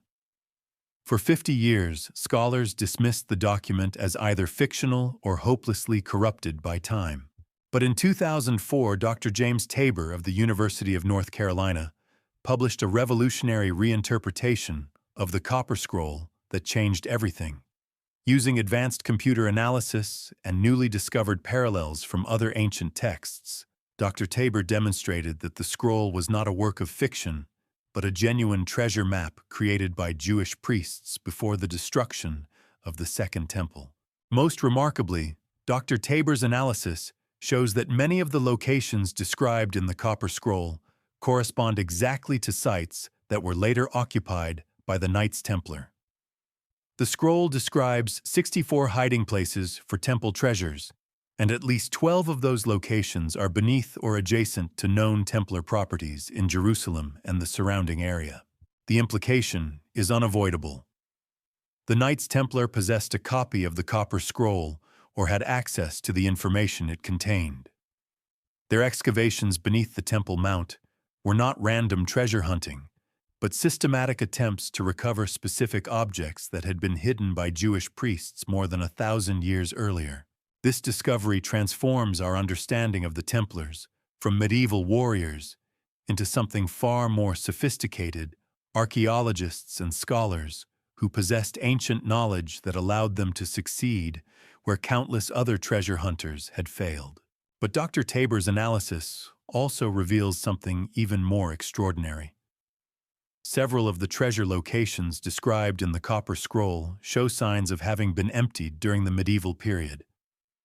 Archaeological surveys of these sites reveal disturbances in the soil layers that are consistent with systematic excavation, using techniques that were not available to ancient treasure hunters. The evidence suggests that the Knights Templar not only found the hiding places described in the Copper Scroll, but successfully recovered the treasures that had been concealed there. This would explain how a group of originally poor knights became one of the wealthiest organizations in medieval Europe virtually overnight. But it also raises disturbing questions about what happened to those treasures after the Templars were suppressed. If the Order really did recover the lost treasures of Solomon's Temple, including possibly the Ark of the Covenant itself, where are those priceless artifacts today? The search for answers leads inevitably back to the mystery of the missing Templar fleet and the 18 galleys that vanished from La Rochelle on October 12, 1307.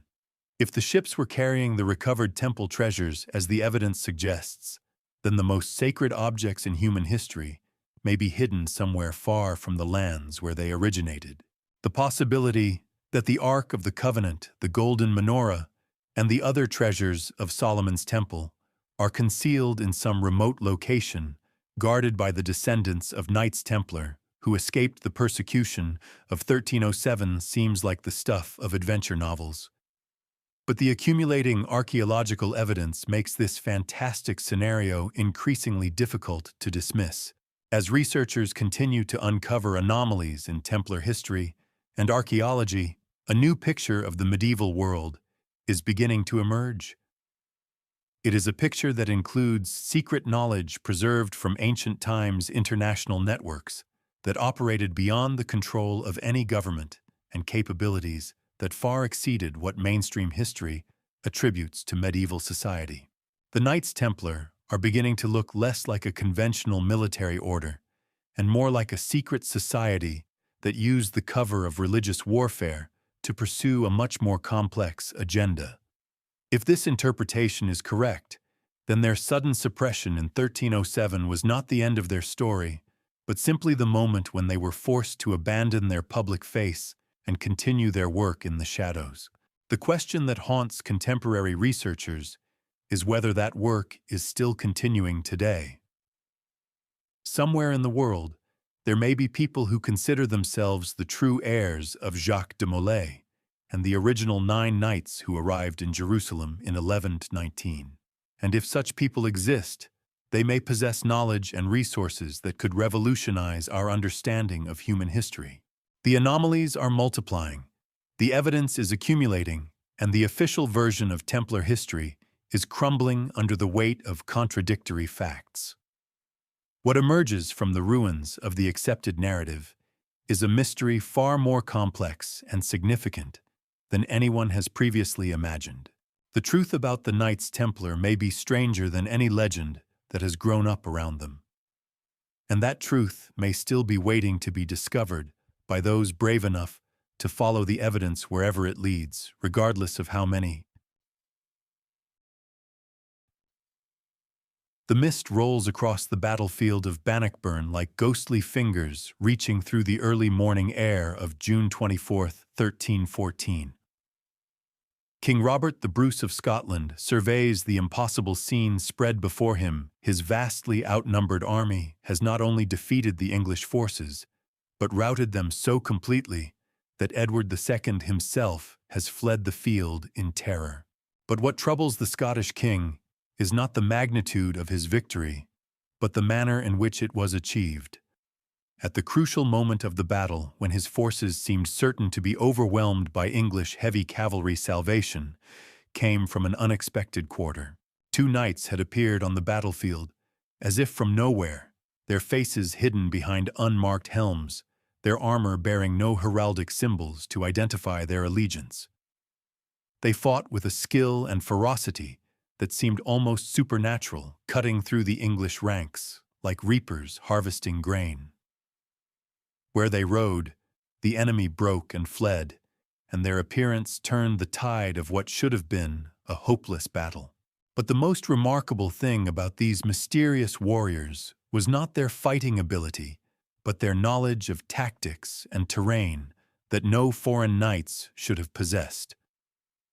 They knew exactly where the English would be vulnerable, exactly when to strike for maximum effect, exactly how to coordinate with Scottish forces they had never fought alongside before. And then, as suddenly as they had appeared, they vanished.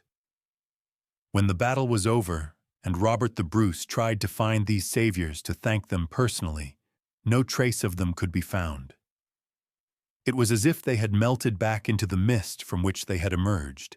Standing in his pavilion as dawn breaks over the battlefield, Robert the Bruce contemplates a mystery that will haunt him for the rest of his life. Who were these knights, and why had they chosen to intervene in a struggle between Scotland and England? More importantly, why did their appearance coincide so perfectly with the execution of Jacques de Molay just 4 months earlier in Paris? The answer begins to emerge 3 days later, when a solitary rider approaches the Scottish camp under a flag of truce. The man who dismounts before the royal pavilion is clearly a knight, though he wears no identifying symbols and speaks with the careful courtesy of someone accustomed to diplomatic missions. "Your Majesty," the stranger begins, "I come as an emissary from certain friends who have taken a great interest in your struggle for independence. They wish to express their admiration for your recent victory and to discuss matters of mutual benefit." Robert the Bruce studies this mysterious envoy carefully. The man's equipment marks him as a veteran of crusading warfare. His sword bears the distinctive signs of Damascus steel, his mail is of a quality that suggests Eastern craftsmanship, and his bearing speaks of years spent fighting in distant lands. "These friends of yours," the king replies, "would they happen to be the same knights who appeared so opportunely during our battle with the English?" The envoy's slight smile confirms what Robert already suspects. "My principals prefer to maintain their anonymity, Your Majesty, but they are men who understand the value of supporting righteous causes, especially when those causes align with their own interests." Over the following hours, the mysterious emissary lays out a proposal that seems almost too good to be true. His principals are prepared to provide the Scottish independence movement with financial support that would dwarf anything Robert has previously received. They can supply weapons armor and military expertise of the highest quality. Most remarkably, they can provide ships that would allow Scottish forces to strike at English positions that have previously been considered impregnable. In return, all they ask is sanctuary. They want permission to establish themselves in remote areas of the Scottish Highlands, places where they can pursue their own interests without interference from secular or religious authorities. They seek refuge, not conquest, and they are prepared to pay handsomely for the privilege. The offer is extraordinarily attractive to a king whose treasury has been emptied by years of warfare.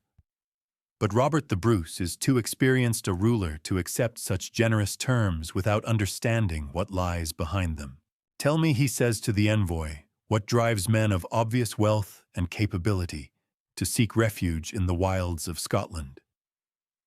What are they running from, and what do they hope to find here?"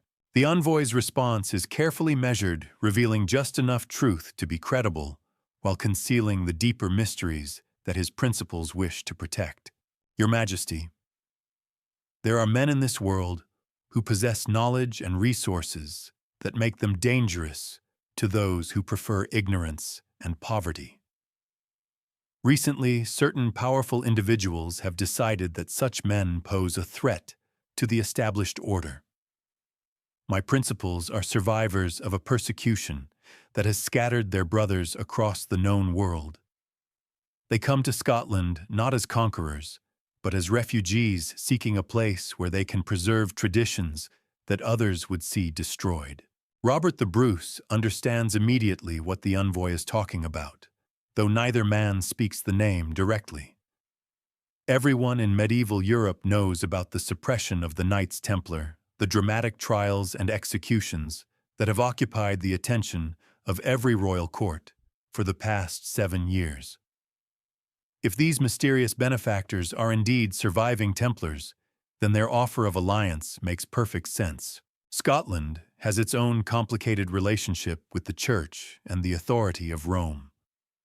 Robert's excommunication following his conflict with the English crown has already placed him outside the protection of canonical law. Harboring fugitive Templars would be just one more sin to add to a list that already includes rebellion, regicide, and warfare against the Pope's chosen allies. But the potential benefits far outweigh the risks. If the Templars really do possess the legendary treasures that have been the subject of so much speculation, that an alliance with their survivors could transform Scotland from a struggling kingdom into a major European power. Very well, Robert decides. Let your principals know that Scotland welcomes men of honor who have suffered unjust persecution. They shall have their sanctuary, and we shall have their friendship. The alliance between Robert the Bruce and the surviving Templars marks the beginning of a relationship that will shape Scottish history for centuries to come. Over the following months, mysterious ships begin arriving at remote harbors along the Scottish coast, unloading cargo that is carefully transported to hidden strongholds in the Highlands. Local residents report seeing convoys of heavily guarded wagons moving through the glens at night, carrying loads that require multiple teams of oxen to transport. Some of these wagons contain obviously valuable cargo. The gleam of gold and silver can be seen even through heavy canvas coverings. But others carry items that seem even more precious: stone tablets, wrapped in silk wooden chests that are handled with extraordinary care, and scrolls that are protected as if they contained the secrets of life and death. The Templars who arrive in Scotland are not the broken refugees that might be expected from a suppressed religious order. They are highly organized, well-equipped, and possessed of resources that seem almost unlimited.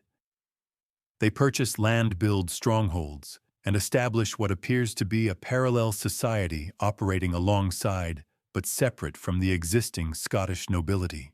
Most remarkably, they bring with them knowledge and capabilities that transform Scottish society in ways that historians will struggle to explain for centuries to come.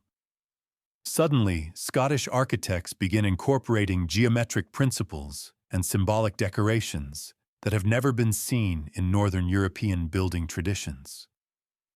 Scottish craftsmen develop techniques for working stone and metal that rival anything produced in the great centers of European civilization. Perhaps most significantly, the Templars introduced the Scots to innovations in finance and trade that revolutionized the kingdom's economy. Banking practices that had been confined to the Mediterranean world suddenly appear in Edinburgh and Glasgow. Trade networks develop that connect Scottish merchants to markets from the Baltic to the Black Sea. The transformation is so dramatic and so rapid that it can only be explained by the injection of knowledge and resources from an external source. That source, though never explicitly acknowledged, is clearly the network of Templar survivors who have found refuge in Scotland under Robert the Bruce's protection. But the most enduring legacy of the Templar presence in Scotland is not economic or architectural, but institutional. Beginning in the decades following Bannockburn, Scotland becomes the birthplace of organizations that seem designed to preserve and transmit ancient knowledge while operating under the cover of conventional medieval guilds. The stonemasons who work on Scottish cathedrals and castles begin to develop elaborate initiation ceremonies and secret traditions that go far beyond what would be expected from ordinary craftsmen. They create symbols and rituals that incorporate elements clearly derived from Templar practices, but adapted to fit the needs of men who must operate in the open rather than in the shadows. These craft organizations become the foundation for something unprecedented in medieval Europe's secret societies that combine practical skills with esoteric knowledge, creating institutions capable of preserving ancient wisdom while adapting to changing political and religious circumstances. The most famous of these organizations will eventually become known as Freemasonry, though its origins in 14th century Scotland remain hidden beneath layers of legend and deliberate obfuscation. What is clear is that the symbolic traditions, geometric knowledge, and organizational principles that define Freemasonry have striking parallels to the documented practices of the Knights Templar. The connection between the Templars and the early Scottish craft guilds becomes even more apparent when researchers examine the specific sites where both groups established their most important centers. Time and again, Masonic lodges are built on or near locations that were previously occupied by Templar strongholds. The continuity of symbolic traditions, architectural techniques, and even geographical locations suggests a direct transmission of knowledge from the suppressed military order to the emerging craft organizations. But perhaps the most intriguing evidence for Templar survival in Scotland comes from the genealogical records of the families who provided them with sanctuary. The Sinclair clan in particular develops connections to Templar traditions that go far beyond simple political alliance. Henry Sinclair. The Earl of Orkney emerges in the late 14th century as one of the most fascinating figures in Scottish history. A man of enormous wealth and mysterious capabilities, Sinclair undertakes maritime expeditions that seem to extend far beyond the normal boundaries of medieval exploration.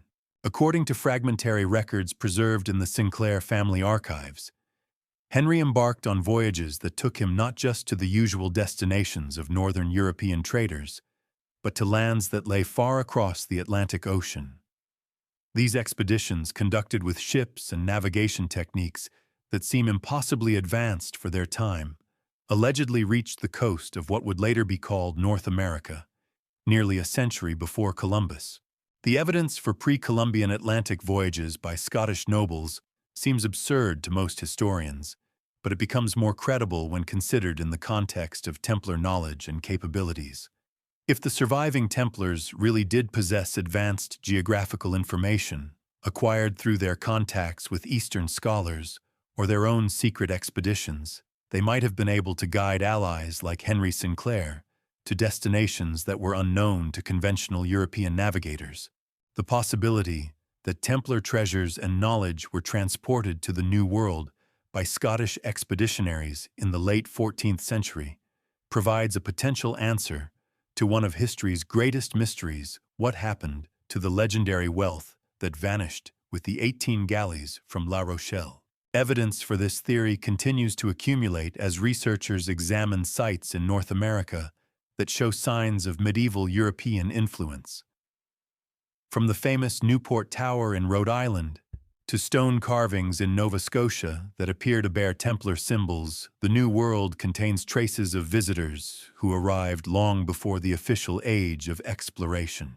Most remarkably, oral traditions preserved by Native American tribes in the northeastern United States include stories of pale-skinned visitors who arrived from across the ocean, bringing with them strange knowledge and mysterious objects. These traditions describe men who built stone structures according to geometric principles that were unknown to indigenous builders, and who possessed maps that showed the true shape of the continent. The correlation between these Native American traditions and the documented activities of medieval Scottish nobles like Henry Sinclair suggests that the transfer of Templar legacy to the New World may be more than just romantic speculation. If this interpretation is correct, then the Knights Templar achieved something remarkable. They transformed their suppression from a catastrophic defeat into an opportunity for expansion beyond the reach of their enemies. By allying with sympathetic rulers like Robert the Bruce and adopting new organizational forms like the craft guilds, they preserved their essential mission while adapting to changed circumstances. The Scotland that emerges from the Templar influence is a fundamentally different kingdom from the one that existed before Bannockburn. It is a nation that combines traditional medieval structures with innovative institutions designed to preserve and transmit ancient knowledge. It is a society that looks both backward to classical sources of wisdom and forward to possibilities that extend beyond the known world. Most importantly, it is a kingdom that serves as a laboratory for developing new forms of organization that can preserve ancient traditions while operating within the constraints of medieval Christian society. The lessons learned in the Scottish Highlands will eventually spread throughout Europe and across the Atlantic, creating networks that persist to this day. The mist that concealed the mysterious knights at Bannockburn has never fully lifted. 700 years later, researchers are still uncovering evidence of their presence and influence. But one thing is certain: the Knights Templar did not disappear when Jacques de Molay died in the flames on the Île de la Cité. They simply learned to hide more effectively while continuing their ancient work in new forms. The question is not whether they survived, but whether their descendants are still active today, still guarding secrets that could transform our understanding of human history. The answer may lie hidden in the misty highlands of Scotland or in the vast wilderness of a continent that medieval maps claimed did not exist. The sound of hammering echoes through the ancient cisterns beneath the Temple Mount, a rhythmic pounding that reverberates off stone walls that have stood since the time of Herod the Great. It is April 15, 1981, and Rabbi Yehuda Meir Getz, the official rabbi of the Western Wall, has made a decision. For months, Rabbi Getz has been haunted by discoveries made during routine maintenance work in the Western Wall tunnels. What began as simple repairs to ancient drainage systems has uncovered evidence of chambers and passages that extend far beyond anything previously mapped. More disturbing still, these hidden areas show clear signs of medieval excavation, suggesting that the Knights Templars' activities beneath the Temple Mount were far more extensive than anyone has previously imagined. Standing at the entrance to Warren's Gate, the sealed passage that once provided direct access from the Western Wall to the Temple Mount itself, Rabbi Getz makes a fateful decision. Despite strict prohibitions against unauthorized digging in the area, despite the explosive political and religious sensitivities involved, he orders his workers to break through the ancient barrier and explore what lies beyond. What they find in the darkness beyond Warren's Gate will remain classified for decades. But fragmentary reports suggest discoveries that challenge fundamental assumptions about the history of the Temple Mount and the treasures that may still lie hidden beneath its sacred stones. The tunnel that Rabbi Getz's workers uncover extends eastward from Warren's Gate for approximately 30 meters, running directly beneath the Temple Mount platform. Unlike the ancient Jewish construction found elsewhere in the area, this passage shows clear evidence of medieval engineering techniques. The walls are reinforced with iron tools, the mortar contains lime in proportions unknown to ancient builders, and the overall design suggests systematic excavation rather than natural formation. Most remarkably, the tunnel appears to have been deliberately sealed sometime in the past, with massive stone blocks arranged to prevent access while preserving the integrity of the passage itself. The care taken in this sealing process suggests that whoever closed the tunnel intended to protect its contents rather than simply abandon them. As Rabbi Getz's workers clear debris from the tunnel, they begin to uncover artifacts that seem to confirm the most extraordinary claims about Templar activities in Jerusalem. Medieval tools are found alongside ancient pottery. Christian symbols appear carved into walls that also bear Hebrew inscriptions from biblical times. Most intriguingly, several chambers contain empty alcoves that appear to have been designed to hold large, valuable objects that are no longer there. The evidence suggests that the Knights Templar not only conducted extensive excavations beneath the Temple Mount, but that they discovered and removed artifacts of extraordinary significance. The careful sealing of the tunnels implies that they intended to return someday, perhaps when political circumstances would allow them to complete their work without interference. But Rabbi Getz's unauthorized excavation does not go unnoticed. Within hours of the breakthrough, alarms begin sounding throughout the Temple Mount complex. Muslim authorities who control the site detect the sound of digging through sensors placed in the ancient cisterns that honeycomb the underground areas. The reaction is swift and decisive. Palestinian protesters flood onto the Temple Mount, claiming that Jewish extremists are attempting to undermine the foundations of the Al-Aqsa Mosque. Israeli authorities, caught off guard by Rabbi Getz's unilateral action, find themselves facing a crisis that threatens to ignite religious warfare throughout the Middle East. Under enormous pressure from both international and domestic sources, the Israeli government orders the immediate closure of Rabbi Getz's excavation. The tunnel is sealed with concrete, the entrance is blocked with steel barriers, and all personnel involved in the dig are sworn to secrecy about what they discovered. But the controversy surrounding the Warren's Gate incident reveals something even more significant than the specific discoveries made during the excavation. It exposes the existence of a vast underground complex beneath the Temple Mount that has been systematically concealed from public knowledge for decades. Documents released years later under Freedom of Information requests reveal that Israeli authorities have been aware of extensive tunnel systems beneath the Temple Mount since the 1967 Six-Day War. Maps confiscated from Jordanian archives show passages and chambers that extend throughout the underground areas connecting natural caves with artificial excavations that appear to date from multiple historical periods. Most remarkably, these maps indicate that significant portions of the underground complex remain unexplored. Areas marked as sealed or inaccessible on the Jordanian surveys correspond exactly to locations where Charles Warren reported finding evidence of medieval excavation in the 1860s. The pattern that emerges from analysis of these classified documents is disturbing for more than a century. Various authorities have been aware of discoveries beneath the Temple Mount that they have chosen to suppress rather than investigate. The reasons for this suppression appear to be political and religious rather than archaeological, suggesting that the discoveries threaten established narratives about the history of the site. The conspiracy of silence surrounding the Temple Mount extends far beyond the Israeli government. Vatican archives contain numerous references to sensitive discoveries made during excavations in Jerusalem.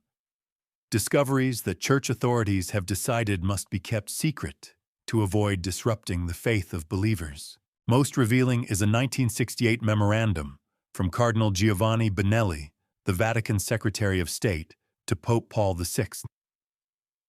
The document discovered by researchers in 2003 discusses artifacts of disturbing significance found during Israeli excavations following the Six-Day War. The memorandum recommends that the Vatican discourage further investigation of these matters and suggests that church influence be used to redirect archaeological activities toward less sensitive areas. The memorandum does not specify what these artifacts of disturbing significance might be, but its language suggests discoveries that could challenge fundamental Christian doctrines.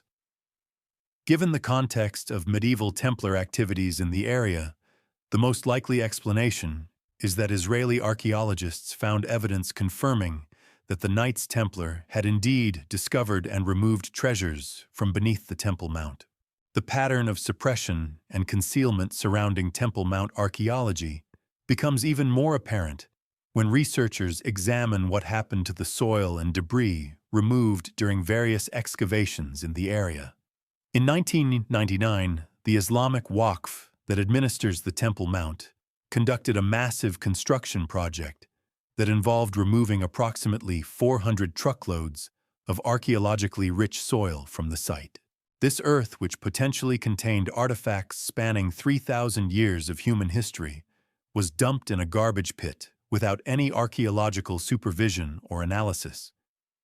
The action violated numerous Israeli laws regarding the preservation of historical sites, but authorities turned a blind eye to the destruction rather than create a confrontation with Muslim administrators.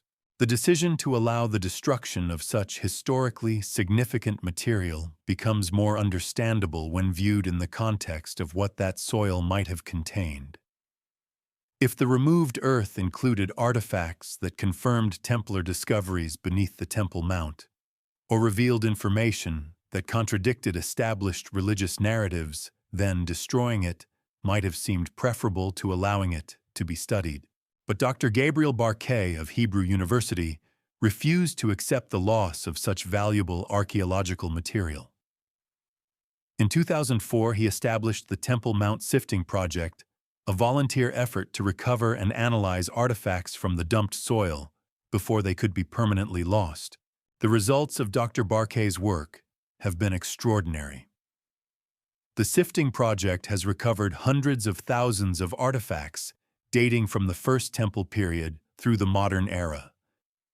Among the most significant finds are objects that confirm the presence of Knights Templar on the Temple Mount during the Crusader period.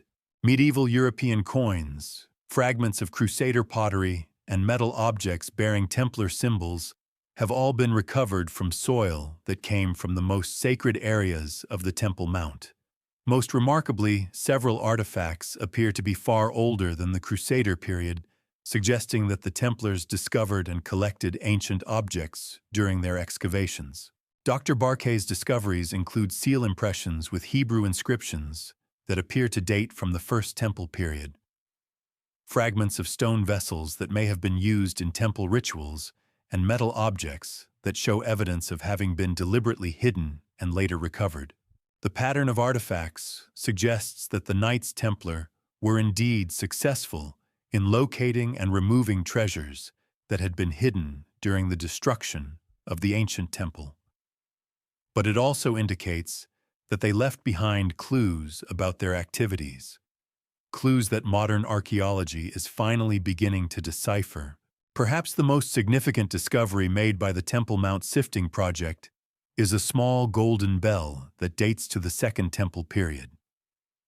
The bell shows evidence of having been sewn onto fabric matching biblical descriptions of the garments worn by the high priest when he entered the Holy of Holies. The existence of such an artifact confirms that objects of extraordinary religious significance were indeed present on the Temple Mount during the medieval period. If the Knights Templar found this bell, they may also have discovered other high priestly artifacts, possibly including items from the Holy of Holies itself. But even as Dr. Barkay's work provides tantalizing glimpses of what the Templars may have found, political and religious pressures continue to limit investigation of the Temple Mount itself. Proposals for systematic archaeological exploration of the site are consistently rejected by authorities who claim that such work would be too controversial. The official justification for these restrictions is the need to maintain peace between competing religious communities. But critics argue that the real motivation is fear of what such investigations might reveal about the foundations of religious belief and political authority in the Middle East. The conspiracy of silence surrounding the Temple Mount has created a situation where some of the most important archaeological sites in human history remain essentially unexplored. Advanced technologies that could reveal the secrets of the underground complex without disturbing surface structures are available, but their use is prohibited by authorities who seem more interested in preserving ignorance than discovering truth. Meanwhile, the evidence continues to accumulate that the Knights Templar made discoveries beneath the Temple Mount that were significant enough to transform them from a small band of poor knights into one of the most powerful organizations in medieval Europe. The systematic concealment of this evidence suggests that those discoveries remain dangerous to established interests, even 700 years after the Order's suppression. The question that haunts researchers is not whether the Templars found something extraordinary beneath the Temple Mount, but whether that something is still there waiting to be rediscovered. The pattern of medieval excavation and careful sealing suggests that the knights intended to return for treasures that they were forced to leave behind when they fled the Holy Land. If those treasures remain hidden in the underground complex beneath the Temple Mount, they represent one of the greatest archaeological prizes in human history. But they also represent a truth that some believe is too dangerous for the modern world to handle. The silence that surrounds the Temple Mount is not just archaeological or political, it is the silence of secrets that have been kept for nearly a millennium. Breaking that silence may require courage that few possess and resources that fewer still can command. But somewhere in the darkness beneath the holiest site on earth, the truth waits to be discovered. And when that discovery finally occurs, it may transform our understanding not just of the Knights Templar, but of the foundations of Western civilization itself. The hammering that echoed through the tunnels in 1981 was just the latest sound in a symphony of excavation that began when 9 knights first set foot on the Temple Mount in 1119. That symphony is not finished, and its final movement may yet reveal harmonies that will reshape the world's understanding of its own history. The air in Cave 3 at Qumran is thick with dust and the weight of 2,000 years, as archaeologist Henri de Contenson carefully extracts a corroded metal object from the rocky floor. It is March 14, 1952, and what de Contenson has just discovered will eventually provide the missing link between the ancient hands is unlike anything found among the other Dead Sea Scrolls. Instead of fragile parchment or papyrus, this text has been inscribed on sheets of copper that have been rolled together and hidden in the deepest recesses of the cave.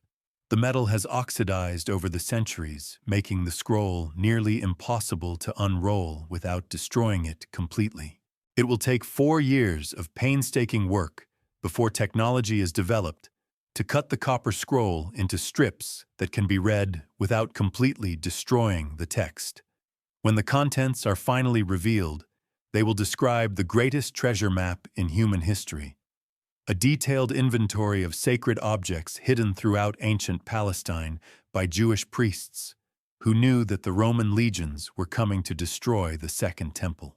But in 1952, as de Contenson carefully wraps his extraordinary discovery for transport to scholarly institutions, he has no idea that he has found the key to understanding how 9 medieval knights became the masters of legendary wealth, or why their modern descendants may still be searching for treasures that were hidden before the birth of Christ.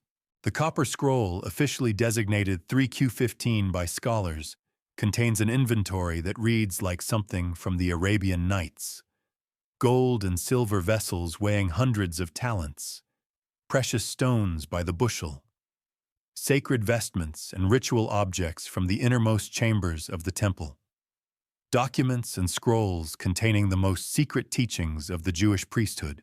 Most remarkably, the scroll provides specific geographic coordinates for 64 different hiding places where these treasures were concealed. The locations are described using landmarks and reference points that would have been familiar to residents of ancient Palestine, creating a treasure map that could theoretically be followed by anyone with sufficient knowledge of the area's historical geography. For decades after its discovery, mainstream scholars dismissed the Copper Scroll as either a work of fiction or a hopelessly corrupted document that described treasures that had been recovered or destroyed long ago. The quantities of gold and silver mentioned in the text seemed impossibly large, and the hiding places described seemed too vague to be of practical use. But in 1967, everything changed when Israeli forces captured the West Bank and Gaza Strip during the Six-Day War. For the first time since the Bar Kokhba revolt in 135 CE, Jewish archaeologists had unrestricted access to the sites described in the Copper Scroll. Dr. Vendell Jones, an American biblical archaeologist and former Baptist minister, began a systematic attempt to locate and excavate the treasure sites described in the ancient document. Working with advanced computer analysis and newly available satellite imagery, Dr. Jones and his team developed a revolutionary interpretation of the Copper Scroll that revealed its true significance. The key breakthrough came when Dr. Jones realized that many of the geographic references in the scroll corresponded exactly to locations that had later been occupied by the Knights Templar during the Crusader period. Cave systems, water sources, and ancient ruins that served as landmarks for the Jewish priests had also served as bases of operation for the medieval knights. The correlation was too precise to be coincidental. Site after site mentioned in the Copper Scroll showed evidence of medieval excavation using techniques that were unknown to ancient treasure hunters. Stone blocks had been moved with iron tools. Passages had been enlarged using engineering methods that were not available to Jewish priests fleeing Roman persecution. Most remarkably, several of the treasure caches described in the Copper Scroll showed clear signs of having been systematically emptied during the medieval period. Archaeological surveys revealed disturbances in soil layers that were consistent with careful excavation conducted centuries after the treasures had been originally hidden. The implications of Dr. Jones's discoveries were staggering. The Knights Templar had not stumbled across random treasures during their excavations beneath the Temple Mount. They had possessed a copy of the Copper Scroll, or had access to the information it contained, and had used that ancient treasure map to conduct the most successful archaeological expedition in human history. But how had medieval European knights gained access to a document that had been hidden in a cave at Qumran for more than 1,000 years? The answer emerged from analysis of other texts found among the Dead Sea Scrolls, particularly documents that described the evacuation of temple treasures during the Roman siege of Jerusalem. These texts revealed that multiple copies of the treasure inventory had been created, with different versions being hidden in various locations throughout Palestine. More significantly, some of these documents mentioned that copies of the treasure list had been entrusted to those who would come from the West to restore the glory of the temple. The language used in these passages seemed to anticipate the arrival of European crusaders 1,000 years in the future. Dr. Hugh Schonfield, a biblical scholar who specialized in Jewish-Christian relations during the medieval period, proposed a revolutionary theory about how this prophetic knowledge might have been transmitted to the Knights Templar. According to Dr. Schonfield's research, the original 9 knights who established the Templar order had been guided by Jewish scholars who possessed ancient traditions about the hidden temple treasures. These Jewish advisors, survivors of scholarly traditions that had been preserved in secret since the destruction of the temple, had recognized in the Crusader movement an opportunity to recover sacred objects that had been lost for centuries. They had deliberately guided the Templars to the Temple Mount and provided them with the information needed to locate the ancient hiding places. The evidence for this theory came from analysis of Templar documents and architectural features that showed clear influence from Jewish mystical traditions. Symbols and geometric patterns found in Templar buildings corresponded exactly to diagrams described in medieval Jewish texts about temple construction and sacred geometry. Most remarkably, several Templar sites contained Hebrew inscriptions that appeared to be copied from ancient sources. These inscriptions included numerical codes and geographic references that matched information found in the Copper Scroll and related documents. The collaboration between Jewish scholars and Christian knights represented an extraordinary example of interfaith cooperation during a period that is usually characterized by religious conflict and persecution. But it also revealed the existence of secret knowledge networks that operated independently of official religious and political structures. As Dr. Jones and his team continued their excavations at sites described in the Copper Scroll, they began to uncover physical evidence that confirmed the most extraordinary claims about Templar discoveries. At a site near Qumran, known as the Cave of the Column, they found a chamber that had clearly been entered and systematically emptied during the medieval period. The cave contained ancient pottery shards mixed with medieval European artifacts. Stone blocks that had been moved to seal the entrance showed tool marks consistent with 12th century iron implements. Most significantly, the chamber contained several empty alcoves that appeared to have been designed to hold large, valuable objects that were no longer there. Chemical analysis of residues found in these alcoves revealed traces of gold, silver, and aromatic substances that matched biblical descriptions of temple incense and holy oil. The evidence suggested that the cave had once contained sacred objects from the temple, but that these treasures had been carefully removed by visitors who possessed both the knowledge to find them and the means to transport them safely. But perhaps the most extraordinary discovery made by Dr. Jones's team came not from excavation, but from analysis of the Copper Scroll text itself using advanced computer modeling and linguistic analysis. This work revealed that the scroll contained information that went far beyond a simple treasure inventory. Hidden within the geographic coordinates and quantity descriptions was a sophisticated encoding system that provided additional information about the nature and significance of the hidden objects. When this code was properly deciphered, it revealed that some of the treasures described in the scroll were not ordinary gold and silver vessels, but sacred artifacts of extraordinary religious significance. The scroll described the hiding place of the Ark of the Covenant, the golden table from the Holy of Holies, the seven-branched menorah that had burned continuously in the temple, and most remarkably, a collection of ancient documents that contained the true names of God and the secrets of creation. These documents, according to the decoded information in the Copper Scroll, included copies of texts that predated the biblical books found in conventional scripture. They contained genealogies that traced the bloodlines of the temple priesthood back to the time of Moses' astronomical calculations that revealed the true calendar used for religious festivals and mystical teachings that explained the hidden meaning of temple rituals. If the Knights Templar had indeed recovered these documents, along with the physical treasures described in the Copper Scroll, they would have possessed knowledge that could revolutionize understanding of Jewish and Christian history.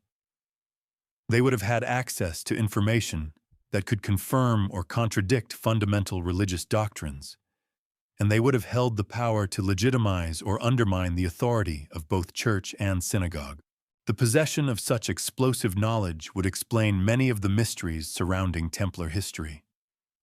It would account for their rapid rise to power and wealth, their secretive initiation ceremonies, their conflicts with church authorities, and ultimately their violent suppression by rulers who feared what they might reveal.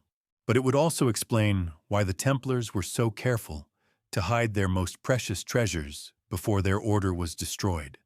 Documents and artifacts of such significance could not be allowed to fall into the wrong hands, even if their concealment meant that their secrets might be lost for centuries. The work of Dr. Jones and other researchers studying the Copper Scroll connection has revealed that the quest for the temple treasures did not end with the suppression of the Knights Templar in 1307. Evidence suggests that knowledge of the treasure locations has been preserved by secret networks that have continued the search using methods that are more sophisticated but equally secretive. Modern satellite imagery has revealed anomalies at several sites described in the Copper Scroll, suggesting that recent excavations have been conducted using advanced technology that leaves minimal surface traces.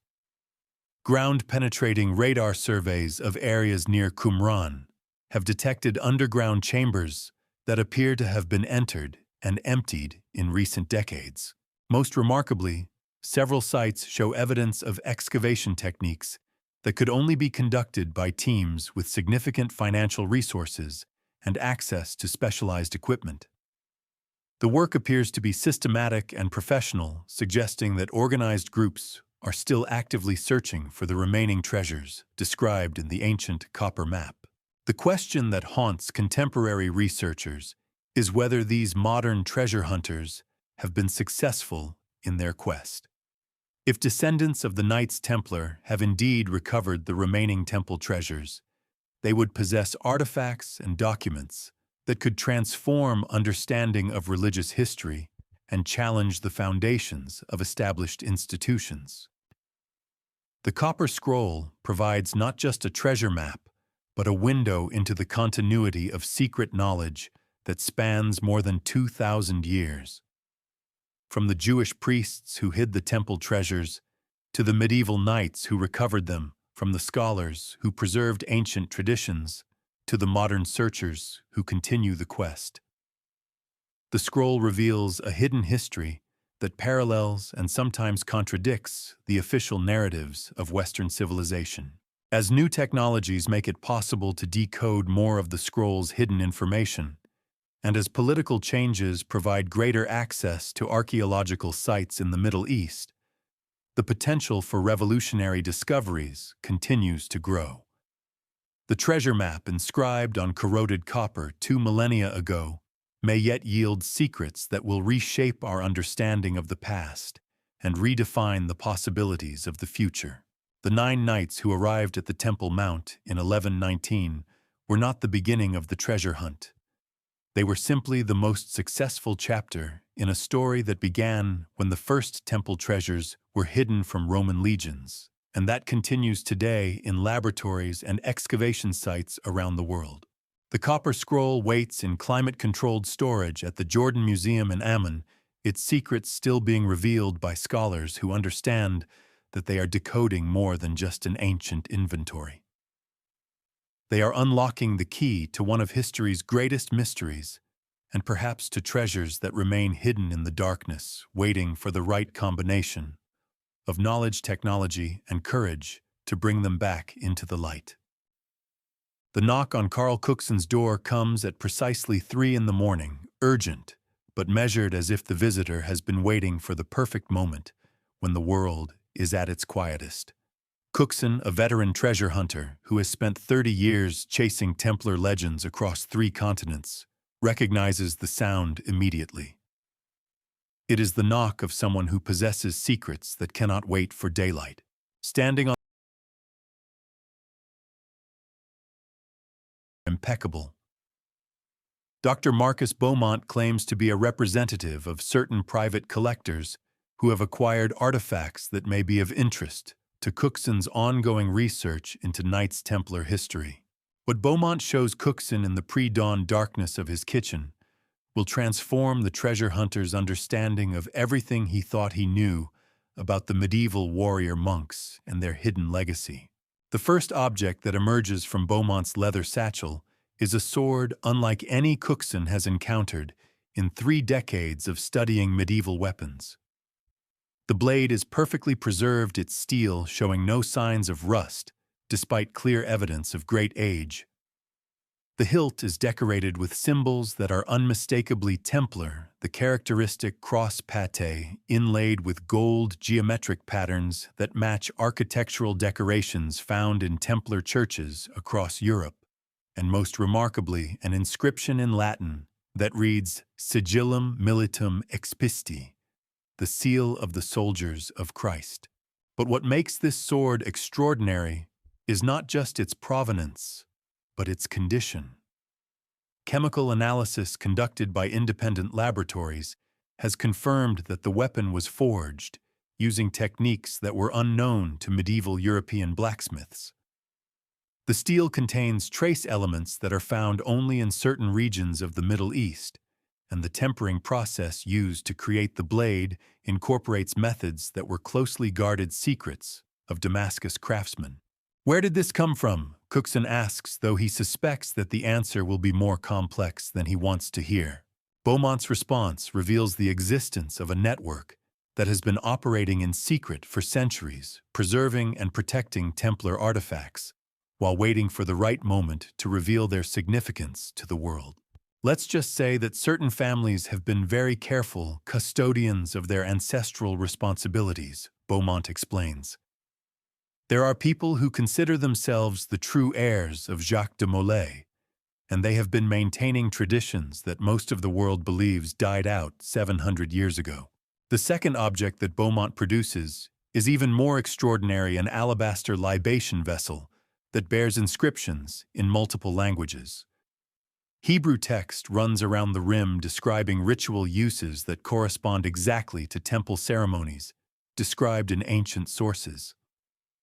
Greek inscriptions on the sides reference geographical locations in Palestine that were significant during the Crusader period. Most remarkably, Latin text at the base includes a date Anno Domini MCLX 667 1187 CE, the year that Saladin recaptured Jerusalem from the Crusaders. The vessel shows clear signs of having been used in religious ceremonies. Chemical residues found in its interior match substances described in biblical accounts of temple rituals: olive oil, aromatic spices, and traces of what appears to be frankincense, of a quality that was available only to the highest levels of the Jerusalem priesthood. But it is the third object that truly takes Cooksen's breath away. The iron box that Beaumont places on the kitchen table is covered with biblical scenes that appear to have been crafted by artisans who possessed intimate knowledge of Jewish temple traditions. The images depict the Ark of the Covenant, the golden menorah, and other sacred objects with a level of detail that could only come from direct observation. Most remarkably, the box contains a hidden compartment that is revealed only when the correct sequence of symbols is pressed in the proper order. Inside this secret space wrapped in silk that has somehow survived for centuries is a document that changes everything. The parchment is covered with text in multiple scripts: Hebrew, Latin, Greek, and what appears to be a form of coded writing that uses symbols rather than letters. When portions of the document are translated by experts in medieval languages, they reveal information that confirms the most extraordinary claims about Templar discoveries in the Holy Land. The document describes the recovery of sacred vessels and ancient writings from locations beneath the Temple Mount. It provides detailed inventories of objects that match descriptions found in the Copper Scroll and other ancient sources. Most significantly, it includes maps showing the locations where these treasures were transported after being removed from Jerusalem. The maps reveal a network of Templar strongholds that extends far beyond the known boundaries of the Order's official operations. Hidden repositories are marked in locations across Europe, from the remote highlands of Scotland to monastery foundations in Portugal. Sea routes are traced that connect these terrestrial hiding places to islands and coastal sites that do not appear on any medieval charts. Most remarkably, the document includes references to expeditions that seem to have extended far beyond the known world of medieval Europe. Notations in the margins describe lands beyond the Western Sea and islands where the sun sets in summer but rises in winter. Descriptions that could only refer to locations in the Americas. As Cookson studies these extraordinary artifacts with his research partner Hamilton White, they begin to piece together evidence of a financial network that operated on a scale that dwarfs anything previously attributed to medieval organizations. The objects represent not just individual treasures, but components of a systematic operation that spanned continents and centuries. Analysis of the metallurgy used in the sword reveals that its creation required resources and expertise that could only have been assembled by an organization with access to the most advanced technology of its time. The alabaster vessel shows signs of having been transported vast distances, with geological analysis indicating that it was quarried in Palestine but carved using tools that were manufactured in Northern Europe. Most significantly, the documents found in the iron box reveal the existence of financial instruments that seem impossibly sophisticated for the medieval period. References to letters of exchange that could be honored at locations throughout Europe and beyond suggest a banking system that operated independently of any government or conventional religious authority. The papers describe investments in mining operations that extracted precious metals from sources that are not mentioned in any known historical records. They reference trade expeditions that brought back goods from markets that were supposedly unknown to European commerce. Most remarkably, they document the purchase of land and properties using funds that appear to have been derived from sources that the medieval world could not officially acknowledge. As word of Cookson and White's discoveries spreads through the small community of researchers who study Templar history, other artifact holders begin to come forward with objects that have been preserved in family collections for generations. The pattern that emerges reveals the existence of a vast treasure network that has remained hidden for 7 centuries. From Scotland comes a collection of stone tablets inscribed with geometric diagrams that match architectural plans found in Templar sites across Europe. Chemical analysis reveals that the stones were quarried in Palestine, but the inscriptions were carved using techniques that were developed in medieval Scotland. Portugal provides medieval maps that show Atlantic sailing routes extending far beyond the boundaries of known European exploration. The maps include detailed information about ocean currents, wind patterns, and seasonal weather that could only have been acquired through systematic maritime expeditions conducted over many years. France contributes documents that describe financial transactions involving quantities of gold and silver that exceed the annual revenue of medieval kingdoms. The transactions involve parties that are identified only by coded symbols, but the geographic locations mentioned in the papers correspond exactly to known Templar properties. Perhaps most remarkably, collectors in the United States begin producing artifacts that appear to confirm the most fantastic claims about pre-Columbian European presence in the New World. Stone carvings that incorporate Templar symbols have been found at sites throughout New England. Native American oral traditions describe European visitors who arrived centuries before Columbus, bringing with them strange knowledge and mysterious objects. The authentication of these artifacts requires the most advanced techniques available to modern science. Carbon dating, metallurgical analysis, linguistic comparison, and chemical residue testing all confirm what seems impossible. The objects are genuine medieval artifacts that have been preserved by families and organizations that have maintained their custodial responsibilities across multiple centuries. But authentication is only the beginning of the mystery. The real question is what these artifacts reveal about the true scope and purpose of Templar operations, and whether the network that created them still exists in some form today. The financial implications of the discoveries are staggering. If the Templars really did establish a treasure network that extended from the Holy Land to the Americas, and if that network included mining operations, trade expeditions, and banking systems that operated independently of official oversight, then they accumulated wealth on a scale that would be impressive even by modern standards. More importantly, if the knowledge and resources developed by the Templars were preserved by successor organizations that continued to operate after the official suppression of the order, then those organizations might possess capabilities that could influence contemporary global economics and politics. The investigation of the artifact network leads Cookson and White into contact with researchers and collectors whose backgrounds suggest connections to institutions that are not generally associated with historical scholarship. Private security firms, investment banks, and technology companies all seem to have personnel who possess unusually detailed knowledge of Templar history and artifacts. Most remarkably, several of the most significant artifacts have been discovered using advanced technology that is not generally available to academic researchers.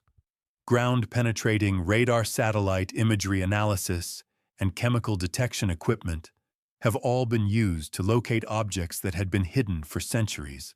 The sophistication of these technological resources suggests that the search for Templar treasures is being conducted by organizations with access to substantial financial and technical capabilities. The systematic nature of the discoveries implies coordinated efforts rather than random lucky finds. As Cookson and White continue their research, they begin to encounter obstacles that suggest their work is being monitored by parties who have their own interests in Templar artifacts. Documents that they need for their research become mysteriously unavailable. Archaeological sites that they want to investigate are suddenly closed for maintenance or security reasons. Most ominously, other researchers who have pursued similar lines of inquiry have experienced funding cuts, professional marginalization, or outright intimidation. The pattern suggests that there are people who consider themselves the legitimate guardians of Templar secrets, and who are prepared to take action to prevent those secrets from being revealed prematurely or inappropriately. But it also suggests that the network established by the Knights Templar 7 centuries ago remains active and influential. The 9 knights who arrived at the Temple Mount in 1119 created something that has outlived empires and survived the rise and fall of countless political and religious institutions. The question that drives Cookson and White's continuing research is whether that something represents a threat or an opportunity for the modern world. The financial capabilities and technological resources demonstrated by the contemporary guardians of Templar legacy could be used for purposes that range from benevolent to destructive. As they delve deeper into the mystery of the authentic artifacts and the network that has preserved them, Cookson and White realize that they are not just studying history. They are investigating a living tradition that connects the medieval world to contemporary reality through chains of custody and responsibility that have never been broken. The treasure hunt that began with 9 knights seeking to protect Christian pilgrims has evolved into something far more complex and significant. It has become a quest to understand how ancient secrets and resources can be preserved and transmitted across centuries, and what responsibilities such preservation creates for those who inherit its legacy. The money trail that leads from medieval Jerusalem to modern bank accounts may reveal more than just the location of hidden gold and silver. It may provide the key to understanding how power and knowledge can be maintained outside official institutions, and how the past continues to shape the present in ways that most people never suspect. The artifacts in Carl Cookson's collection represent more than historical curiosities. They are evidence of a parallel history that has operated alongside the official narrative of Western civilization, preserving alternatives and possibilities that the conventional world has forgotten or suppressed. Whether that parallel history represents hope or danger for the future may depend on the wisdom and integrity of those who inherit its secrets and their willingness to use their legacy for the benefit of humanity, rather than for personal or institutional advantage. Dawn breaks over Oak Island, Nova Scotia, as Dr. Sarah Chen adjusts the settings on her ground-penetrating radar equipment for what may be the final time. After 18 months of the most sophisticated archaeological investigation in the island's history, she is about to uncover evidence that will connect 7 centuries of mystery into a single extraordinary truth. The Money Pit. That infamous shaft that has consumed the fortunes and dreams of treasure buried 200 feet beneath the Canadian soil is not what anyone expected to find.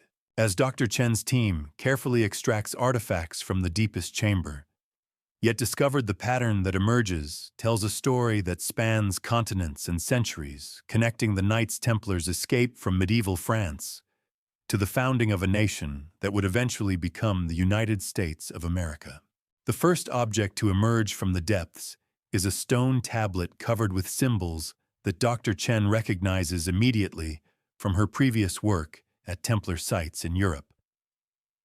The geometric patterns, astronomical diagrams, and coded inscriptions are identical to those found in the foundations of Rosslyn Chapel in Scotland and the underground chambers beneath Templar commanderies in Portugal. But this tablet contains something that has never been found at any European site, a date inscribed in the Templar cipher system that translates to 1398 CE, nearly a century before Columbus reached the Americas.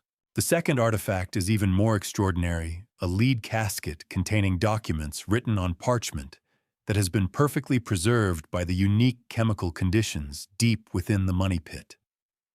When these documents are carefully unrolled and translated, they reveal the final chapter of the Knights Templar story and the ultimate destination of the treasure that vanished from La Rochelle on October 13th, 1307. The parchments describe a journey that began in the harbor towns of western France and ended on the shores of an unknown continent. They tell of 18 ships carrying not just gold and silver, but the accumulated knowledge of 2 centuries of exploration, excavation, and discovery.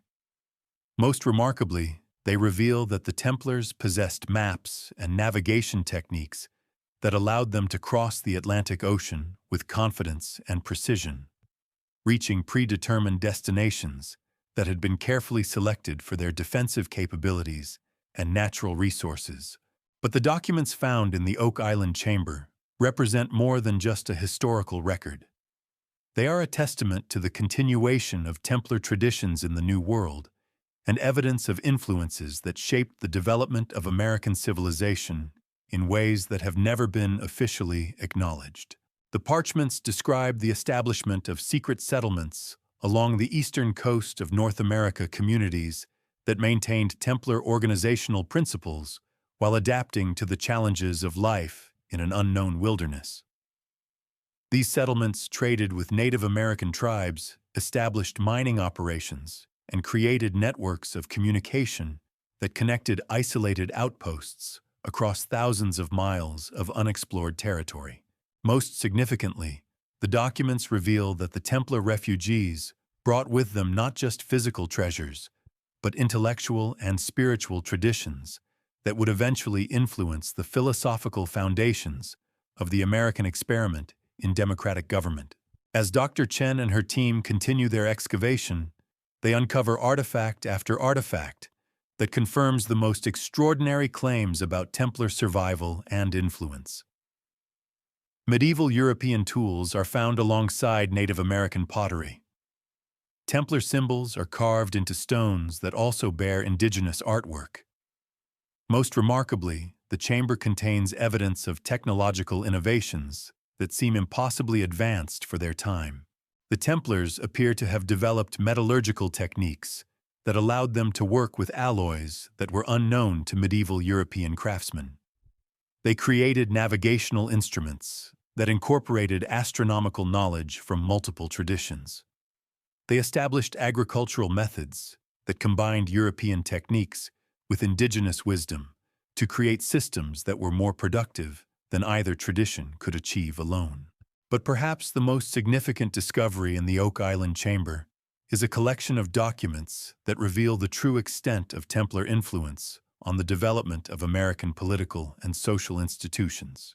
The papers describe meetings between Templar descendants and the indigenous leaders who would later become known as the Iroquois Confederacy. These meetings resulted in the exchange of governmental concepts that would eventually influence the structure of American federal democracy. The Templar emphasis on separation of powers, constitutional limitations on authority, and protection of individual rights, combined with Native American concepts of consensual leadership and environmental stewardship, to create new models of social organization.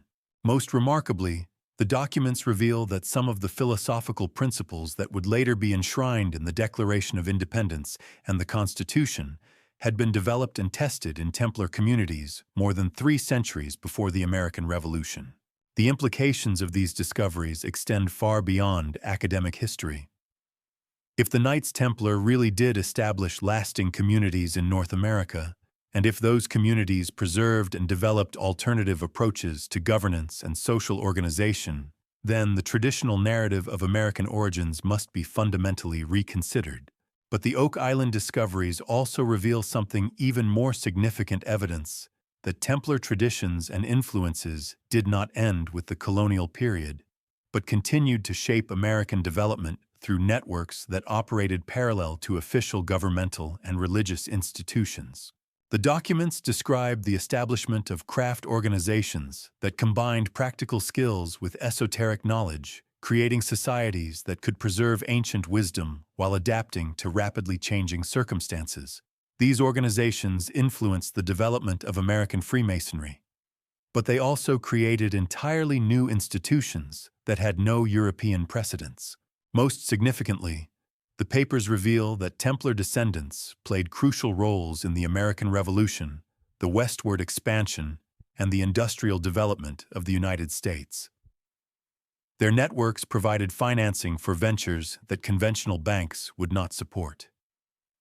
Their technical knowledge contributed to innovations that accelerated American economic growth. Their philosophical traditions influenced reform movements that expanded individual liberty and social justice. As news of the Oak Island discoveries spreads through academic and popular media, researchers around the world begin to re-examine evidence that has been available for decades, but never properly understood. The pattern that emerges reveals that Templar influence on American development was not limited to the colonial period, but continued well into the modern era. Analysis of architectural features in government buildings reveals symbolic elements that are derived from Templar traditions. Study of early American monetary systems shows influences from medieval banking practices that were developed by the Knights Templar. Investigation of land ownership patterns in the original 13 colonies reveals properties that were acquired and developed using techniques that match documented Templar methods. Most remarkably, genealogical research reveals that many of the most influential families in American history have connections to European lineages that trace back to known Templar members or their associates. These connections suggest that Templar traditions and resources were preserved and transmitted through family networks that maintain their identity and purpose across multiple generations. But the revelation of Templar influence on American history also raises disturbing questions about the concentration of power and wealth in institutions that operate outside public oversight. If descendant organizations really have preserved Templar resources and knowledge for 7 centuries, they would possess capabilities that could influence contemporary politics and economics in ways that are completely hidden from democratic accountability. The investigation of these questions leads researchers into areas that are more contemporary than historical. Modern financial networks show patterns that are remarkably similar to medieval Templar banking systems.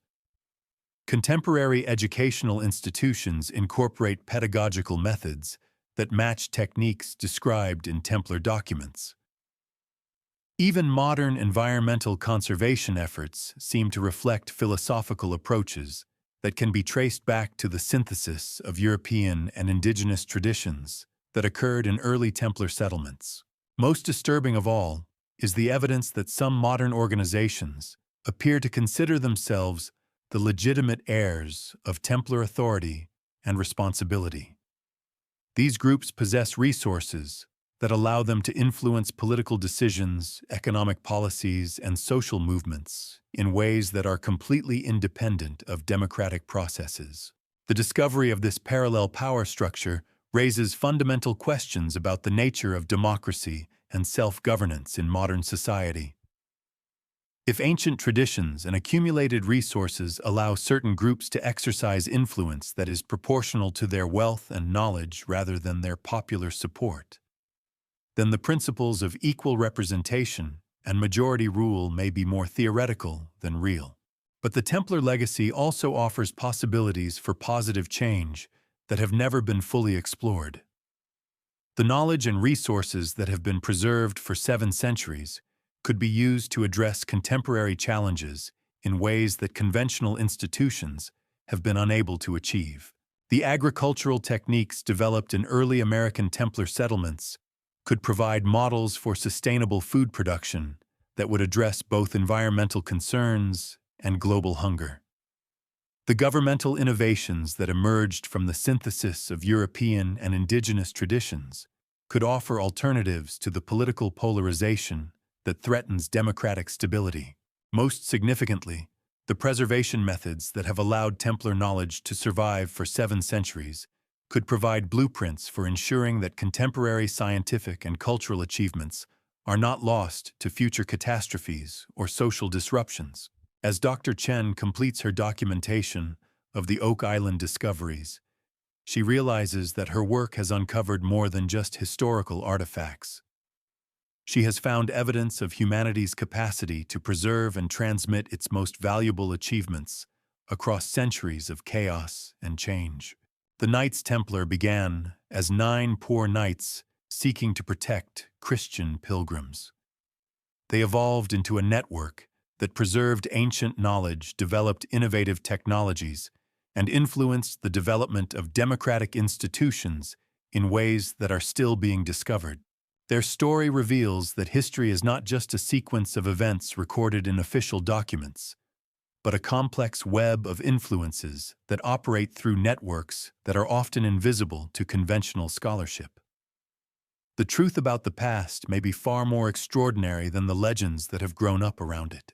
But it also reveals that the responsibility for preserving and transmitting human achievements does not rest solely with governments and formal institutions. Sometimes the most important work is done by organizations that operate in the shadows, maintaining traditions and resources that the official world has forgotten or abandoned. The question that faces contemporary society is whether it has the wisdom to learn from the Templar example without repeating their mistakes. The knowledge and resources that have been preserved for 7 centuries represent an extraordinary inheritance, but they also represent a test of human judgment and integrity. How that inheritance is used in the years to come may determine whether the Templar legacy becomes a force for human advancement or a source of division and conflict. The choice belongs not just to those who consider themselves the heirs of Jacques de Molay, but to all those who recognize that the past continues to shape the present in ways that demand both understanding and responsibility. The truth about the Knights Templar has finally been revealed, but the story of their influence on human civilization is far from over. In laboratories and libraries, in boardrooms and basement archives, in places both public and secret, their legacy continues to unfold. And the next chapter of that story will be written by those who have the courage to carry ancient wisdom into an uncertain future. The 9 knights who arrived at the Temple Mount in 1119 created something that transcended their own time and place. They proved that human knowledge and achievement can survive the collapse of the institutions that created them, and that the most important truths are often preserved by those who are willing to guard them in darkness until the world is ready to receive them in light. That readiness may finally be at hand. The question is whether humanity will prove worthy of the inheritance that has been preserved for it across 7 centuries of patience and sacrifice. The laptop screen glows in the pre-dawn darkness of Dr. Elena Vasquez's office at MIT as she reviews the latest data from her quantum archaeological scanning project. It is 2024, and the technologies that seemed like science fiction just a decade ago are now revealing secrets that have been hidden for nearly a millennium. The holographic display floating above her desk shows a 3-dimensional map of underground chambers beneath Geysor's castle in Normandy, France.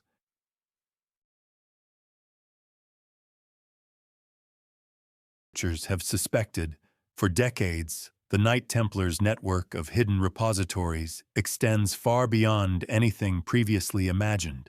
Dr. Vasquez adjusts the parameters of her quantum resonance scanner, and new chambers appear on the display chambers that show signs of recent activity. Someone has been accessing these underground spaces using technology that leaves traces detectable only by the most advanced quantum archaeological methods. The implications are staggering. 700 years after the official suppression of the Knights Templar, their descendants or successors are still active, still maintaining the network of hidden sites and secret knowledge that has survived the rise and fall of empires. But Dr. Vasquez's discovery is just one thread in a tapestry of evidence that suggests the Templar legacy has entered a new phase of activity. Around the world, researchers are uncovering signs that ancient mysteries are being systematically solved by organizations that possess resources and capabilities far beyond what conventional archaeology can command.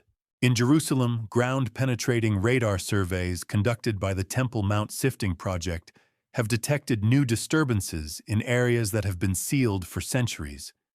The disturbances show patterns consistent with careful excavation using advanced tunneling technology. Whatever is being sought in these ancient chambers, the searchers possess both the knowledge to find it and the means to extract it without detection. In Scotland, satellite imagery analysis has revealed geometric patterns carved into remote highland landscapes that were invisible until recent advances in hyperspectral photography made them detectable.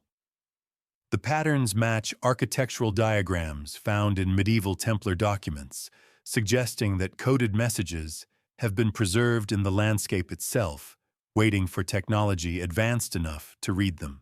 Most remarkably, in Nova Scotia, the team that discovered the Oak Island chamber has detected anomalous energy signatures emanating from deeper levels of the site.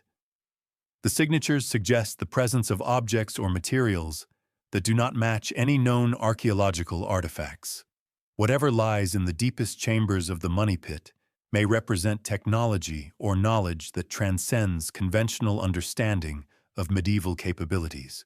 The pattern emerging from these global discoveries suggests that the modern search for Templar treasures has moved beyond individual treasure hunters and amateur historians. Sophisticated organizations with access to cutting-edge technology are conducting systematic investigations of sites that have been connected to Templar activities for centuries. But these modern treasure hunters are not searching for gold and silver. The evidence suggests that they are seeking something far more valuable: knowledge and artifacts that could revolutionize human understanding of history, technology, and the fundamental nature of reality itself. Dr. Vasquez's own research provides glimpses of what such a discovery might reveal. Her quantum archaeological techniques have detected energy patterns in medieval Templar sites that seem to incorporate principles of physics that were supposedly unknown until the 20th century. Stone structures built by medieval craftsmen show evidence of electromagnetic properties that suggest knowledge of energy manipulation techniques that modern science is only beginning to understand. The architectural features of Templar buildings, when analyzed using advanced mathematical modeling, reveal geometric principles that appear to be based on quantum mechanical concepts. The precise positioning of these structures relative to astronomical phenomena suggests understanding of space-time relationships that anticipates discoveries made by contemporary physicists. Most remarkably, chemical analysis of materials found in Templar sites has revealed isotopic compositions that are inconsistent with natural occurrence on Earth. The presence of these exotic materials suggests either advanced technological capabilities or access to sources that conventional medieval civilization could not have reached. As Dr. Vasquez shares her findings with colleagues around the world, she becomes part of an informal network of researchers who are documenting evidence of capabilities and knowledge that challenge fundamental assumptions about the development of human civilization. Dr. James Harrison at Oxford University has discovered that certain Templar documents contain mathematical proofs that were not officially developed until centuries after they were written. The proofs incorporate concepts from advanced number theory and non-Euclidean geometry that suggest access to mathematical traditions that were preserved independently of mainstream European scholarship. Professor Maria Santos at the University of São Paulo has found evidence that Templar mining operations in Portugal extracted materials using techniques that were more advanced than anything available to medieval metallurgy. Chemical analysis of slag heaps from these sites reveals processing methods that incorporate principles of molecular chemistry that were supposedly unknown until the modern era. Most significantly, Dr. Yuki Tanaka at Tokyo University has documented patterns in Templar symbolic systems that appear to encode information using principles that anticipate modern computer science and information theory. The symbols found in Templar buildings and documents, when analyzed as data structures rather than decorative elements, reveal organizational principles that match contemporary understanding of complex systems and network theory. The accumulating evidence suggests that the Knights Templar possessed knowledge and capabilities that were far in advance of their official historical period. This knowledge appears to have been preserved and developed by successor organizations that have maintained their activities in secret for 7 centuries. But the modern phase of Templar activity seems to be approaching a critical transition point. The advanced technologies that are revealing ancient secrets are also making it increasingly difficult to maintain secrecy about contemporary activities. Satellite surveillance, quantum archaeological scanning, and global communications networks are creating a level of transparency that makes traditional methods of concealment obsolete. The organizations that have preserved Templar legacy for 7 centuries may be forced to choose between continuing their secrecy and revealing capabilities that could transform human civilization. The decision they make may determine whether ancient knowledge remains hidden in the shadows or emerges to address the challenges facing contemporary society. Climate change, resource depletion, political instability, and technological disruption all represent threats that conventional institutions seem unable to address effectively. The knowledge and resources that have been preserved by Templar successors could provide solutions to these challenges, but only if those who possess them are willing to abandon the secrecy that has protected them for centuries. Recent developments suggest that this transition may already be beginning.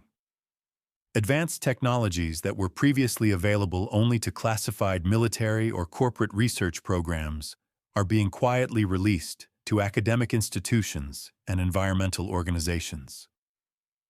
Scientific breakthroughs that could accelerate the development of sustainable energy, advanced materials, and quantum computing are appearing with suspicious frequency and coordination. The pattern suggests that ancient knowledge is being gradually introduced to modern society through carefully managed channels that avoid disrupting existing institutions while maximizing beneficial impact.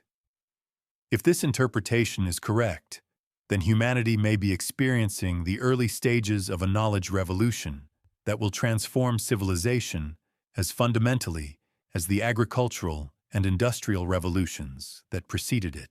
But the introduction of advanced knowledge and capabilities also creates new responsibilities and risks. The power to manipulate matter and energy at the quantum level to access information networks that transcend conventional space and time, and to influence human consciousness using techniques that were developed in ancient mystery schools, could be used for purposes that range from utopian to apocalyptic. The challenge facing both the guardians of ancient knowledge and contemporary society is how to ensure that advanced capabilities are used to enhance rather than destroy human civilization. The mistakes that led to the suppression of the Knights Templar in 1307 offer sobering lessons about what happens when power and knowledge are concentrated in institutions that operate beyond democratic accountability.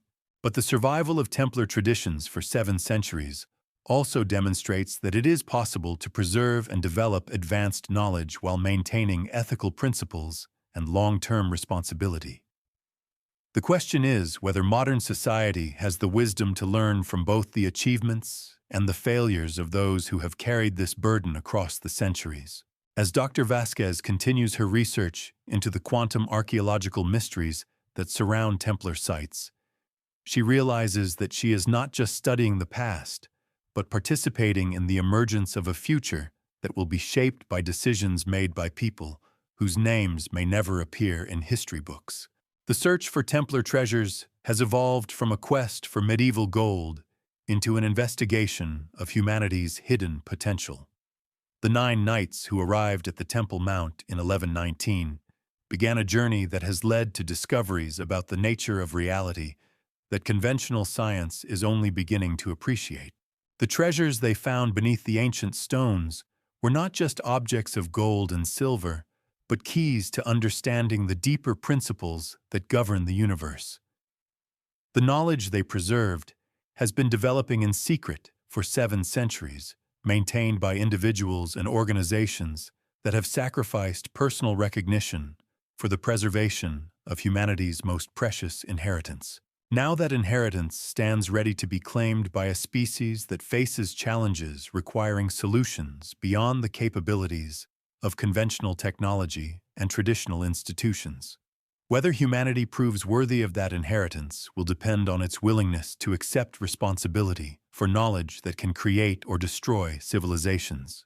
The search continues, but it is no longer a search for something that was lost. It has become a search for the wisdom to use what has been found. The Knights Templar discovered that the greatest treasures are not those that can be possessed, but those that possess the courage to use them for purposes larger than individual gain.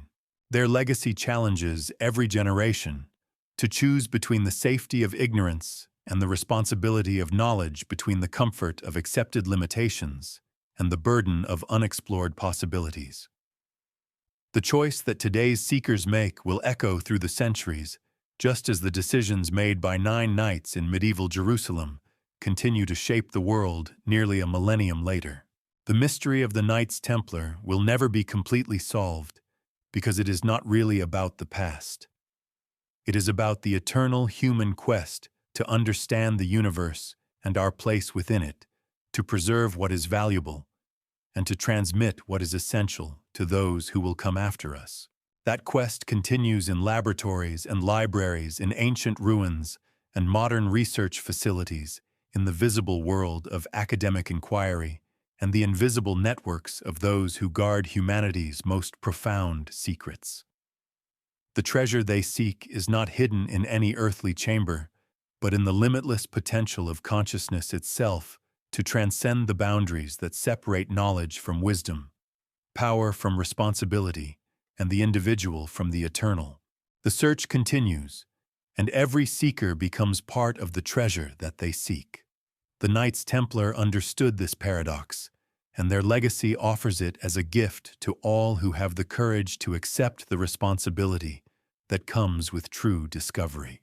In the end, the greatest secret of the Knights Templar is not what they found, but what they became in the process of searching.